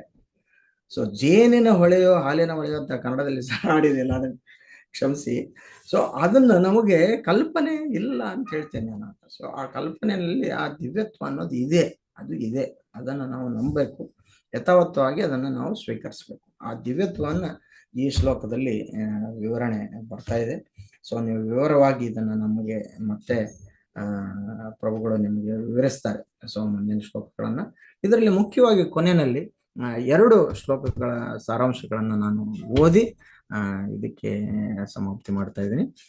ಬರುವ ಶ್ಲೋಕ 66 ಮತ್ತು 67, ಇವು 2 ಶ್ಲೋಕಗಳು ತುಂಬಾ ಮುಖ್ಯವಾದಂತಹ ಶ್ಲೋಕಗಳು. ಈ ಅಧ್ಯಾಯಕ್ಕೆ ಸಾರಾಂಶ ಪೂರ್ವವಾಗಿರುವಂತಹ ಶ್ಲೋಕಗಳು ಇವು. ರಾಜ್ಯಭಾರ ವಹಿಸಿಕೊಳ್ಳಲು ಧ್ರುವನಿಗೆ ಸಾಕಷ್ಟು ಪರಿಪಕ್ವತೆ ಇದೆ, ಅದಕ್ಕೆ ಮಂತ್ರಿಗಳ ಒಪ್ಪಿಗೆ ಇದೆ, ಪ್ರಜೆಗಳಿಗೆ ಅವನ ಬಗ್ಗೆ ಒಲವಿದೆ ಎಂಬುದನ್ನು ಚೆನ್ನಾಗಿ ವಿವೇಚನೆ ಮಾಡಿ ಉತ್ತಾನಪಾದ ರಾಜನು ಧ್ರುವನಿಗೆ ಚಕ್ರವರ್ತಿಯ ಪಟ್ಟಗಟ್ಟಿದನು. 67, ಉತ್ತಾನಪಾದ ರಾಜನು ತನ್ನ ವೃದ್ಧಾಪ್ಯವನ್ನು ಗಣನೆಗೆ ತೆಗೆದುಕೊಂಡು ಆತ್ಮ ಕಲ್ಯಾಣದ ಕಡೆಗೆ ಲಕ್ಷ್ಯವಿಟ್ಟು ಪ್ರಾಪಂಚಿಕ ವಿಷಯಗಳಿಂದ ವಿರಕ್ತನಾಗಿ ಕಾಡನ್ನು ಪ್ರವೇಶಿಸಿದನು. ಒಂದು ಅಧಿಕಾರ, ಇನ್ನೊಂದು ವೈರಾಗ್ಯ, 2 ಇದೆ ಈ ಶ್ಲೋಕದಲ್ಲಿ. ಒಂದು ಅಧಿಕಾರವನ್ನು ಪಡೆಯುವಂಥದ್ದು, ಧ್ರುವ ಮಹಾರಾಜ ಅಧಿಕಾರವನ್ನು ಪಡೆದ, ಉತ್ತಾನಪಾದ ವೈರಾಗ್ಯವನ್ನು ಹೊಂದಿದ. ಸೊ ಇದು ನಮ್ಮ ಜೀವನದಲ್ಲಿ ಕೂಡ ಪಡೆದುಕೊಂಡಂತಹ ಒಂದು ಗುಣಪಾಠ. ಏನು, ನಮಗೆ ಅಧಿಕಾರ ಬೇಕು, ಅಧಿಕಾರ ಬೇಕಾದಾಗ ಅಧಿಕಾರಕ್ಕೆ ಅಂಟಿಕೊಂಡು ಕೂಡ್ಕೋಬಾರದು. ಇಲ್ಲಿ ಪ್ರಭುಪಾದರು ಹೊರಪಟ್ಟಲ್ಲಿ ತುಂಬಾ ವಿವರವಾಗಿ ಹೇಳ್ತಾ ಇದ್ದಾರೆ, ಇವತ್ತಿನ ರಾಜಕಾರಣಿಗಳು ಅಧಿಕಾರಕ್ಕೆ ಅಂಟಿಕೊಂಡು ಕೂತ್ಕೊಂತಾರೆ, ವಯಸ್ಸಾದ್ರೂ ಕೂಡ ಅವರು ಅದಕ್ಕೆ ಇರ್ತಾರೆ ಅಂತ ಹೇಳಿ. ಆದ್ರೆ ಹಿಂದಿನ ಕಾಲದಲ್ಲಿ ನಾವು ನೋಡ್ತಾ ಇದೀವಿ, ಪರೀಕ್ಷಿತ ಮಹಾರಾಜನಿಗೆ ಶಾಪ ಆಯ್ತು. ಪರೀಕ್ಷಿತ ಮಹಾರಾಜನಿಗೆ ಶಾಪ ಆದ ತಕ್ಷಣ ಅವ್ರು ಏನ್ ಮಾಡಿದ್ರು, ಬಿಟ್ಟು ಒಡವೆಗೆ ಹೋಗ್ಬಿಟ್ರು, ಅಲ್ಲಿ ಹೋಗಿ ಶ್ರೀಮದ್ ಭಾಗವತನ ಕೇಳಿದ್ರು. ಸೊ ಅದೇ ರೀತಿಯಾಗಿ ಧೃತರಾಷ್ಟ್ರ ಅವನು ಬಿಡ್ಲಿಲ್ಲ, ಅವನು ರಾಜ್ಯ ಬಿಡ್ಲಿಲ್ಲ. ಮಕ್ಕಳೆಲ್ಲ ಸತ್ತೋಗಿದ್ರು, ಪಾಂಡವರಿಗೆ ರಾಜ್ಯ ಬಂದ್ರು ಕೂಡ ಮತ್ತೆ ಅವನು ಅಲ್ಲೇ ಇದ್ದ, ಪಾಂಡವರ ಜೊತೆನಲ್ಲಿದ್ದ. ಯುಧಿಷ್ಠಿರ ಮಹಾರಾಜ್ ಗಾಂಧಾರಿ ಅವಾಗ ವಿದುರ ಬಂದು ಬೈತಾನ ಅವನಿಗೆ, ನಿಂದು ನಾಯಿ ಬದುಕು ನಿಂದು, ಇನ್ನೂ ನಿನಗೆ ಬುದ್ಧಿ ಬರ್ಲಿಲ್ಲ ಅಂತ ಹೇಳಿ ಬೈತಾ ಇದ್ದಾನೆ. ಅವಾಗ ಅವನು ಮನೆ ಬಿಟ್ಟು ಹೋಗ್ತಾನೆ.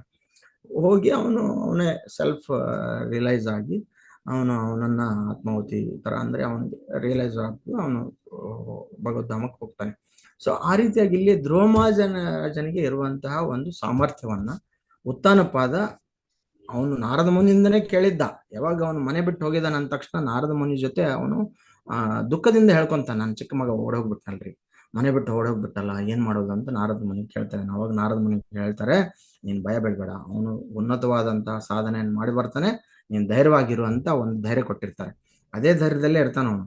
ಇವಾಗ ವಾಪಸ್ ಬಂದ್ಮೇಲೆ ತುಂಬಾ ಸಂತೋಷದಿಂದ ಅವನ 2 ಪತ್ನಿಯರ ಜೊತೆನಲ್ಲಿ ಅವನಿಗೆ ಮರ್ಯಾದೆಯುತವಾಗಿ ಅವನನ್ನು ಆಹ್ವಾನ ಮಾಡಿ ಅಲ್ಲಿ ಜನರನ್ನ ಪರಿಶೀಲನೆ ಮಾಡ್ತಾರೆ, ಮಂತ್ರಿಗಳನ್ನ ಕೇಳ್ತಾರೆ. ಎಲ್ಲರನ್ನೂ ಕೇಳಿ ಅವನು ಸರಿಯಾದ ರಾಜ, ಅಂತ ತೀರ್ಮಾನ ಮಾಡಿ ಅವನಿಗೆ ಪಟ್ಟ ಕಟ್ಟುವಂತಹ ಒಂದು ಕಾರ್ಯಕ್ರಮ ಅಲ್ಲಿ ನಡೀತದೆ. ಸೊ ಈ ಪಟ್ಟ ಕಟ್ಟಿದ ನಂತರ ಅವನೇನ್ ಮಾಡ್ತಾನೆ, ಇನ್ನು ನಂದು ಕೆಲಸ ಆಯ್ತಪ್ಪ ಅಂತ ಹೇಳ್ಬಿಟ್ಟು ಅವನು ಅಡವಿಗೆ ಹೋದ. ಆತ್ಮ ಕಲ್ಯಾಣದ ಕಡೆ ಲಕ್ಷ್ಯ ಬಿಟ್ಟು ಪ್ರಾಪಂಚಿಕ ವಿಷಯಗಳಿಂದ ವಿರಕ್ತನಾಗಿ ಕಾಡನ್ನು ಪ್ರವೇಶಿಸಿದನು. ಹಾಗಾಗಿ ನಾವು ಜ್ಞಾನದ ಜೊತೆ ನಮಗೆ ವೈರಾಗ್ಯ ಕೂಡ ಬೆಳೆಸ್ಕೋಬೇಕು. ಜ್ಞಾನ ಒಂದೇ ಇದೆ ಅಂದ್ರೆ ಅದ್ರ ಜೊತೆ ಅಹಂಕಾರ ಬೆಳೆದು ಅಧಿಕಾರ, ಅಂತಸ್ತು, ವ್ಯಾಮೋಹ, ಮೋಹ ಇವೆಲ್ಲ ನಮ್ಮ ಜೊತೆ ಬರ್ತವೆ. ಸೊ ಅದಕ್ಕೋಸ್ಕರ ಆ ಜ್ಞಾನದ ಜೊತೆ ವೈರಾಗ್ಯ ಎರಡನ್ನೂ ನಾವು ಪರೀಕ್ಷಿಸ್ಕೋಬೇಕು. ನಾನು ಎಷ್ಟು ಜ್ಞಾನವನ್ನು ಪಡ್ಕೊಂಡಿದ್ದೀನಿ ಅದ್ರ ಜೊತೆನಲ್ಲಿ ವೈರಾಗ್ಯ ಕೂಡ ನನ್ನ ಜೊತೆನಲ್ಲಿ ಇರಬೇಕು ಅನ್ನೋದನ್ನು ನಾವು ಪರಿಶೀಲಿಸ್ಕೋಬೇಕು. ಸೊ ಅದನ್ನು ನಾವು ಈ ಉತ್ತನಪಾದ ಮತ್ತು ಧ್ರುವ ಮಹಾರಾಜರ ಲೀಲೆಯಿಂದ ಸಾರಾಂಶವಾಗಿ ಎಷ್ಟೋ ವಿಷಯಗಳನ್ನ ನಾವು ಇಲ್ಲಿ ತಿಳ್ಕೊಬಹುದು. ಸೊ ಈ ವಿಷಯದಲ್ಲಿ ನನಗೊಂದು ಪ್ರಭುಗಳೊಂದು ಅವಕಾಶ ಕೊಟ್ಟರು ಇದನ್ನ ತಿಳ್ಕೊಳ್ಳೋಕ್ಕೆ. ಸೊ ನಾವು ಕೂಡ ಆತ್ಮಾವಲೋಕನ ಮಾಡ್ಲಿಕ್ಕೆ ಇದೊಂದು ಅವಕಾಶ. ಸೊ ಭಗವಂತ ನಮ್ಮನ್ನು ಪರೀಕ್ಷೆ ಮಾಡ್ತಾ ಇರ್ತಾನೆ. ಎಷ್ಟು ಭಗವಂತ ಕೊಟ್ಟು ನೋಡ್ತಾನಂತೆ, ಕಸ್ಕೊಂಡು ನೋಡ್ತಾನಂತೆ. ಅದು ನಮ್ಮಲ್ಲಿ ಒಂದು ಮಾತಿದೆ, ಕೊಟ್ಟು ನೋಡ್ತಾನೆ, ಕಸ್ಕೊಂಡು ನೋಡ್ತಾನೆ. ಕೊಟ್ಟಾಗ ಹೇಗಿದ್ದವನು, ಕಸ್ಕೊಂಡಾಗ ಹೇಗಿದ್ದ ಅಂತ. ಸೊ ಹಾಗೆ ನಾವು ಭಗವಂತನ ಹತ್ರ ಹೋದಾಗ ಯಾವ ರೀತಿಯಾಗಿ ಶರಣಾಗತಿ ಹೊಂದಬೇಕು ಅನ್ನೋದನ್ನ ಇನ್ನೊಂದು ಅದೇ ಮುದುಕಿ ಅಜ್ಜಿ ಕತೆ ಹೇಳಿ ನಾನು ಮುಗಿಸ್ತಾ ಇದ್ದೇನೆ. ಒಂದ್ಸಾರಿ ಒಬ್ಬ ರಾಜ್ಯ ಏನ್ ಮಾಡಿದ್ನಂದ್ರೆ, ನನ್ನ ರಾಜ್ಯದಲ್ಲಿ ನೀವು ಏನು ಮುಟ್ಟಿದ್ರೆ ಅದು ನಿಮಗೆ ಅಂತ ಹೇಳಿಬಿಟ್ನಂತೆ. ಅವನ ರಾಜ್ಯದಲ್ಲಿ ಏನ್ ಮುಟ್ಟಿದ್ರೆ ಅದು ಮುಟ್ಟೋದು ಎತ್ಕೊಂಡು ಹೋಗೋದು, ಮುಟ್ಟೋದು ಎತ್ಕೊಂಡು ಹೋಗೋದು, ಮುಟ್ಟೋದು ಎತ್ಕೊಂಡು ಹೋಗೋದು. ಎಲ್ರಿಗೂ ಖುಷಿನೇ ಖುಷಿ. ಬಂದ್ರು ಅದು ಮುಟ್ಟಿದ್ರೆ ಎತ್ಕೊಂಡು ಹೋದ್ರು, ಇದು ಮುಟ್ಟಿದ್ರೆ ಎತ್ಕೊಂಡು ಹೋದ್ರು, ಎಲ್ಲರೂ ಮುಟ್ಟೋದು ಎತ್ಕೊಂಡು ಹೋಗೋದು, ಮುಟ್ಟೋದು ಎತ್ಕೊಂಡು ಹೋಗೋದು ಮಾಡಿ. ಕೊನೆಯಲ್ಲಿ ಒಂದು ಅಜ್ಜಿ ಬಂತು, ವಯಸ್ಸಾಗಿರೋ ಅಜ್ಜಿ. ಆಕೆ ನಡಿಯೋಕೆ ಕೂಡ ಆಗ್ತಾ ಇಲ್ಲ. ಅವಳು ಆಸ್ಥಾನದಲ್ಲಿ ಪ್ರವೇಶ ಮಾಡಿದ್ದು. ಎಲ್ಲರೂ ಅವಳನ್ನು ನೋಡಿ ನಕ್ರು. ಈ ವಯಸ್ಸಿಗೆ ಆಗಿದೆ ಮುದುಕಿ, ಅವಳಿಗೇನು ಆಸೆ ನೋಡ್ರಿ, ಈ ಸಮಯದಲ್ಲಿ ಕೂಡ ಬಂದಿದ್ದಾಳು ಅಂತ ತಮಾಷೆ ಮಾಡ್ತಾ ಇದ್ಲು. ಆದ್ರೆ ಅವಳು ಏನು ಮುಟ್ಲಿಲ್ಲ. ನಿಧಾನಕ್ಕೆ ರಾಜನ ಹತ್ರ ಹೋಗ್ತಾ ಇದ್ಲು. ರಾಜನ ಸಿಂಹಾಸನ ಸ್ವಲ್ಪ ಎತ್ತರದಲ್ಲಿ ಇರುತ್ತಲ್ಲ, ಅವಳು ಮೆಟ್ಲು ಹತ್ತೋದಕ್ಕೆ ಶುರು ಮಾಡಿದ್ಲು. ಅವಾಗ ಏನಿದು ರಾಜನ ಹತ್ರ ಹೋಗ್ತಾ ಇದ್ದಾಳೆ ಅಂದ್ರೆ, ಏನು ನೋಡಿ ಅಜ್ಜಿಗೆ ಎಷ್ಟೊಂದು ಲೋಭ ಇದೆ ನೋಡಿ, ಎಷ್ಟೊಂದು ಆಸೆ ಇದೆ ನೋಡಿ ಈ ವಯಸ್ಸಲ್ಲಿ ಅಂತ ಅನ್ಕೊಂಡ್ರು. ಸೊ ಅವಾಗಳು ರಾಜನ ಹತ್ರನೇ ಹೋದ್ಲು. ರಾಜನ ಹತ್ರನೇ ಹೋಗಿ ಓಕೆ ರಾಜನಿಗೆ ಏನಾದ್ರು ಪರ್ಸನಲ್ ಆಗಿ ಕೇಳ್ತಾಳೇನೋ ಅನ್ಕೊಂಡ್ರು. ಅವಾಗ ಅವಳು ಏನ್ ಮಾಡಿದ್ಲು, ರಾಜನ ತಲೆ ಮೇಲೆ ಕೈ ಇಟ್ಬಿಟ್ಟು. ಸೊ ರಾಜನ ತಲೆ ಮೇಲೆ ಕೈ ಇಟ್ಟಾಗ ಇವಾಗ ಏನಾಗ್ಬೇಕು, ರಾಜ ಆ ಅಜ್ಜಿಗೆ ಶರಣಾಗತನಾದ. ಇವಾಗ ಅಜ್ಜಿಗೆ ಏನು ಕೊರತೆನೇ ಇಲ್ಲ. ಅವಳಿಗೆ ಏನು ಬೇಕು ಅಂದ್ರೂ ಯಾರು ಕೇಳೋ ಅವಶ್ಯಕತೆನೇ ಇಲ್ಲ. ಯಾಕಂದ್ರೆ ರಾಜ ಚಕ್ರವರ್ತಿನೇ ಇವಾಗ ಅವಳಿಗೆ ಶರಣಾಗತಿ ಹೊಂದಿದ್ಮೇಲೆ ಅವಳನ್ನು ನೋಡ್ಕೊಳ್ಳೇಬೇಕು. ಹಾಗಾಗಿ ನಮಗೆ ಹರೇ ಕೃಷ್ಣ ಮಹಾಮಂತ್ರ ಇದೆ, ಭಗವದ್ಗೀತೆ ಇದೆ, ಭಾಗವತ ಇದೆ. ಸೊ ನಮಗೆ ರಾಜವಿದ್ಯೆ ರಾಜಗುಹ್ಯಂ ಪವಿತ್ರಂ ಇದಮುತ್ತಮಂ ಪ್ರತ್ಯಕ್ಷಾವಗಮಂ ಶುಶುಕಂ ಕರ್ತವ್ಯಂ. ನನಗೆ ರಾಜವಿದ್ಯೆನೇ ಸಿಕ್ಕಿದೆ, ಆ ರಾಜಗುಹ್ಯ ಸಿಕ್ಕಿದೆ, ಪವಿತ್ರವಾದದ್ದು ಉತ್ತಮವಾದದ್ದು ನಮ್ಮ ಜೊತೆ ಇದೆ. ಹಾಗಾಗಿ ನಾವು ಯಾವ ರೀತಿಯಲ್ಲೂ ಚಿಂತೆ ಮಾಡೋ ಅವಶ್ಯಕತೆ ಇಲ್ಲ. ಅದನ್ನು ನಾವು ಯಥಾವತ್ತಾಗಿ ತಗೊಂಡು ನಮ್ಮ ಜೀವನವನ್ನ ಉದ್ಧಾರ ಮಾಡ್ಕೋಬೇಕು. ಸೊ ನಾವೆಲ್ಲರೂ ಈ ಜೀವನದಲ್ಲಿ ಭಗವದ್ಧಾಮಕ್ಕೆ ಸೇರ್ಕೋಬೇಕು. ಹರೇ ಕೃಷ್ಣ. ಎಲ್ಲರಿಗೂ ಒಳ್ಳೇದಾಗ್ಲಿ. ನಮಸ್ಕಾರ. ಹರೇ ಕೃಷ್ಣ. ಹರೇ ಕೃಷ್ಣ ಪ್ರಭುಜಿ, ಧನ್ಯವಾದಗಳು. ಪ್ರಣಾಮಗಳು ಗುರುಜಿ. ಪ್ರಭುಗಳು ಹೇಳ್ತಾ ಇದ್ರೆ, ಯಾರಾದ್ರೂ ಪ್ರಶ್ನೆ ಇದ್ರೆ ಒಂದು ಅಥವಾ ಎರಡು ಪ್ರಶ್ನೆಗಳು. ಪ್ರಶ್ನೆಗಳು ಪ್ರಭುಜಿ, ಪ್ರಶ್ನೆಗಳು ಇಲ್ಲ. ನೀವು ಅಷ್ಟೊಂದು ಸುಂದರವಾಗಿ ಕನ್ನಡದಲ್ಲಿ ನಮಗೆ ಇಡೀ ಧ್ರುವ ಚರಿತ್ರೆಯಿಂದ ಪಾಠ ಏನ್ ಕಲಿಬೇಕು ಅಂತ ತುಂಬಾ ಸುಂದರವಾಗಿ ಕಲಿಸಿ ಬಿಟ್ರಿ ಇವತ್ತು ಪ್ರಭುಜಿ. ತುಂಬಾ ಧನ್ಯವಾದಗಳು. ನಿಮ್ಮಿಂದ ನಾವು ತುಂಬಾ ಸಂತೋಷ. ನಿಮ್ಮ ಒಂದು ಅನುಗ್ರಹ ನಮಗೆ ಇರ್ಲಿ ಪ್ರಭುಜಿ. ಹರೇ ಕೃಷ್ಣ. ಧನ್ಯವಾದಗಳು. ಏನಾದ್ರೂ ಪ್ರಶ್ನೆಗಳಿದ್ರೆ ನೀವು ಆಮೇಲೆ ಆದ್ರೂ ಕೂಡ ಪ್ರಭುಗಳಿಗೆ ಕೇಳಿ. ಸೊ ಅವ್ರು ನಿಮಗೆ ಉತ್ತರ ಕೊಡ್ತಾರೆ. ಸೊ ನಂದು ಕೂಡ ಕಾಂಟ್ಯಾಕ್ಟ್ ನಂಬರ್ ತಗೊಂಡು ನನ್ನ ಕೂಡ ನೀವು ಸಂಪರ್ಕ ಮಾಡಬಹುದು. ಅದ್ರ ಜೊತೆನಲ್ಲಿ ನಿಮ್ಮೆಲ್ಲರಿಗೆ ನಾನು ತಿರುಪತಿಗೆ ಆಹ್ವಾನ ಮಾಡ್ತಾ ಇದ್ದೀನಿ. ಎಲ್ಲರೂ ತಿರುಪತಿಗೆ ಬಂದಿರ್ತೀರಾ, ಬಂದಿರ್ತೀರಾ. ಸೊ ಬಂದಾಗ ಧನ್ಯವಾದಗಳು ಪ್ರಭು. ಇಸ್ಕಾನ್ ಮಂದಿರವನ್ನ ಕೂಡ ವಿಸಿಟ್ ಮಾಡಿ. ಸೊ ತುಂಬಾ ಸುಂದರವಾದಂತಹ ಅಷ್ಟಸಖಿ ಮಂದಿರ. ಮಾಯಾಪುರ್ ಬಿಟ್ರೆ ತಿರುಪತಿನೇ, ನಂತರ ಅಷ್ಟಸಖಿ ಇರೋದು. ಹರೇ ಕೃಷ್ಣ ಪ್ರಭುಜಿ, ತಿರುಪತಿ ವ್ಯವಸ್ಥೆ ಹೇಗೆ ಪ್ರಭುಜಿ? ಸ್ವಾಗತ. ಹೇಳಿ ಮಾತಾಜಿ, ಏನೋ ಕೇಳ್ತಾ ಇದ್ರಿ ಪ್ರಭುಜಿ. ತಿರುಪತಿ ವ್ಯವಸ್ಥೆ ಹೇಗೆ ಇರುತ್ತೆ ಪ್ರಭುಜಿ? ಹೇಗೆ ನಾವು ಬರೋದು? ವ್ಯವಸ್ಥೆ ಅಂದ್ರೆ ಏನು? ಯಾವ ವ್ಯವಸ್ಥೆ? ತಿರುಪತಿ ದರ್ಶನದ ದರ್ಶನ ನೋಡಿ, ಭಗವಂತ ಅಲ್ಲಿ ಬರ್ದಿರ್ತಾರೆ ಏನು, ದರ್ಶನವನ್ನ ನೀವು ತಗೊಂತಾ ಇಲ್ಲ, ದರ್ಶನ ಅವನು ಕೊಡ್ತಾ ಇದ್ದಾನೆ ಅಂತ ಹೇಳಿ. So we are not taking Darshan, he is giving Darshan. ಅದಕ್ಕೋಸ್ಕರ ನಾವು ಎಲ್ಲಾದ್ರೂ ಹೋದ್ರೆ ದರ್ಶನ ಚೆನ್ನಾಗಾಯ್ತಾ ಅಂತ ಕೇಳ್ತೀವಿ. ಸೊ ಹಾಗಾಗಿ ಯಾವುದೇ ಒಂದಿರ್ಲಿ ಅದು ಭಗವಂತನ ಕೃಪೆ ಇರ್ಬೇಕು. ಅಲ್ಲಿ ತುಂಬಾ ಸಿಸ್ಟಮ್ಸ್ ಇದೆ, ರಶ್ ಇರುತ್ತೆ, ಗದ್ದಲ ಇರುತ್ತೆ, ಎಲ್ಲ ಇರುತ್ತೆ. ಸೊ ಅದ್ರ ಜೊತೆನಲ್ಲಿ ನಮ್ಮಲ್ಲಿರುವಂತ ಶ್ರದ್ಧೆ, ನಾನು ನಿನ್ನನ್ನು ನೋಡ್ಬೇಕು, ದರ್ಶನ ಮಾಡ್ಬೇಕು ಅನ್ನುವಂತ ಭಾವನೆಯಲ್ಲಿ ನಾವು ಬಂದ್ರೆ ಖಂಡಿತವಾಗಿ ನಮಗೆ ಎಲ್ಲ ವ್ಯವಸ್ಥೆಗಳು ಅದೇ ರೀತಿಯಾಗಿ ಆಗತ್ತೆ. ಸೊ ಅದೊಂದು ಸಾಗರ, ತಿರುಪತಿ ದರ್ಶನ ಅನ್ನೋದು ಒಂದು ಸಮುದ್ರ. ಸೊ ಆ ಸಮುದ್ರದಲ್ಲಿ ನಾವು ಇದ್ಕೊಂಡು ಹೋಗಿ ಭಗವಂತನ ನೋಡಿ ಬರ್ಬೇಕು. ಸೊ ಹಾಗಾಗಿ ಆಲ್ರೆಡಿ ನೋಡಿರೋರ್ಗೆ ಆ ಅನುಭವ ಇರುತ್ತೆ. ಸೊ ನೀವು ಬನ್ನಿ. ಸೊ ಬಂದಾಗ ಅದಕ್ಕೆ ಸಂಬಂಧಪಟ್ಟಾಗಿ ತುಂಬಾ ಮಾಹಿತಿಗಳಿದೆ, ಅವೆಲ್ಲ ಮಾಹಿತಿಗಳು ತಗೊಂಡು ಆ ಪ್ರಕಾರ ನಡ್ಕೊಂಡ್ರೆ ಆಗುತ್ತೆ. ಈ ಧ್ರುವಮಾರ ಚರಿತ್ರೆಗೆ ಸಂಬಂಧಪಟ್ಟಾಗೆ ಸೊ ಏನಾದ್ರು ಇದು ಪ್ರಶ್ನೆಗಳಿದ್ರೆ ಕೇಳಿ, ಇಲ್ಲಾಂದ್ರೆ ನಾವು ಇವತ್ತು ಇದನ್ನ ಮಂಗಳ ಹಾಡೋಣ. ಸೊ ಅದನ್ನ ಮತ್ತೆ ಪ್ರಭುಗಳು ಮುಂದುವರಿಸ್ತಾರೆ. ಸೊ ನಾವು ಮತ್ತೆ ಭೇಟಿ ಆಗೋಣ ಮುಂದೆ ಕ್ಲಾಸ್ ಅಲ್ಲಿ. ಹರೇ ಕೃಷ್ಣ ಪ್ರಭು, ದಂಡವತ್ ಪ್ರಣಾಮ್. Thank you very much. ಅಮೂಲ್ಯ ಸಮಯದಲ್ಲಿ ನಮ್ಗೆ ಇದು ಒಂದು ಅಸೋಸಿಯೇಷನ್ ಕೊಟ್ರಿ. ಬಹಳ ದಿವಸದ ಮೇಲೆ ನಿಮ್ಮ ದರ್ಶನ ಆಯ್ತು ಪ್ರಭು. Thank you very much. ಗದಗಿ ಪ್ಲಾನ್ ಮಾಡಿ ಪ್ರಭು. ಹರೇ ಕೃಷ್ಣ. ಆಯ್ತು, ಮಾತಾಡ್ತೀನಿ ಪ್ರಭು, ಮಾತಾಡ್ತೀನಿ. ಹರೇ ಕೃಷ್ಣ. ಪ್ರಭುಜಿ ಇದು ಚಾಟ್ ಬಾಕ್ಸ್ ಅಲ್ಲಿ ಫೋನ್ ನಂಬರ್ ಬರ್ದಿದ್ದೀನಿ ನಾನು. ಸೊ ಯಾರು ಪ್ರಭುಜಿಗೆ ವಾಟ್ಸ್ಆಪ್ ಅಲ್ಲಿ ಇದ್ ಮಾಡ್ತಾರೆ ಮಾಡ್ಬೋದು, ಕಮ್ಯುನಿಕೇಟ್ ಮಾಡ್ಬೋದು. ಹರೇ ಕೃಷ್ಣ.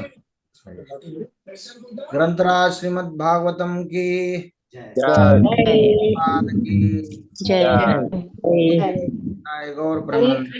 ಹರಿ ಹರಿ ಸಿಂಧುಭ್ಯೇವ ಚ ಹರೇ ಕೃಷ್ಣ ಅನಂತ ಕೋಟಿ ಹರೇ ಕೃಷ್ಣ ಪ್ರಭುಜಿ. ರಾಮಾಚಾರ್ಯ ಹರಿದಾಸ್ ಠಾಕೂರ್ की शिला प्रभुपाद की गुरुदेव प्रेमानंदे हरि हरे ಎಲ್ಲರೂ ಮನವಿ ಮಾಡಿ ಪ್ರಭುಜಿಗೆ.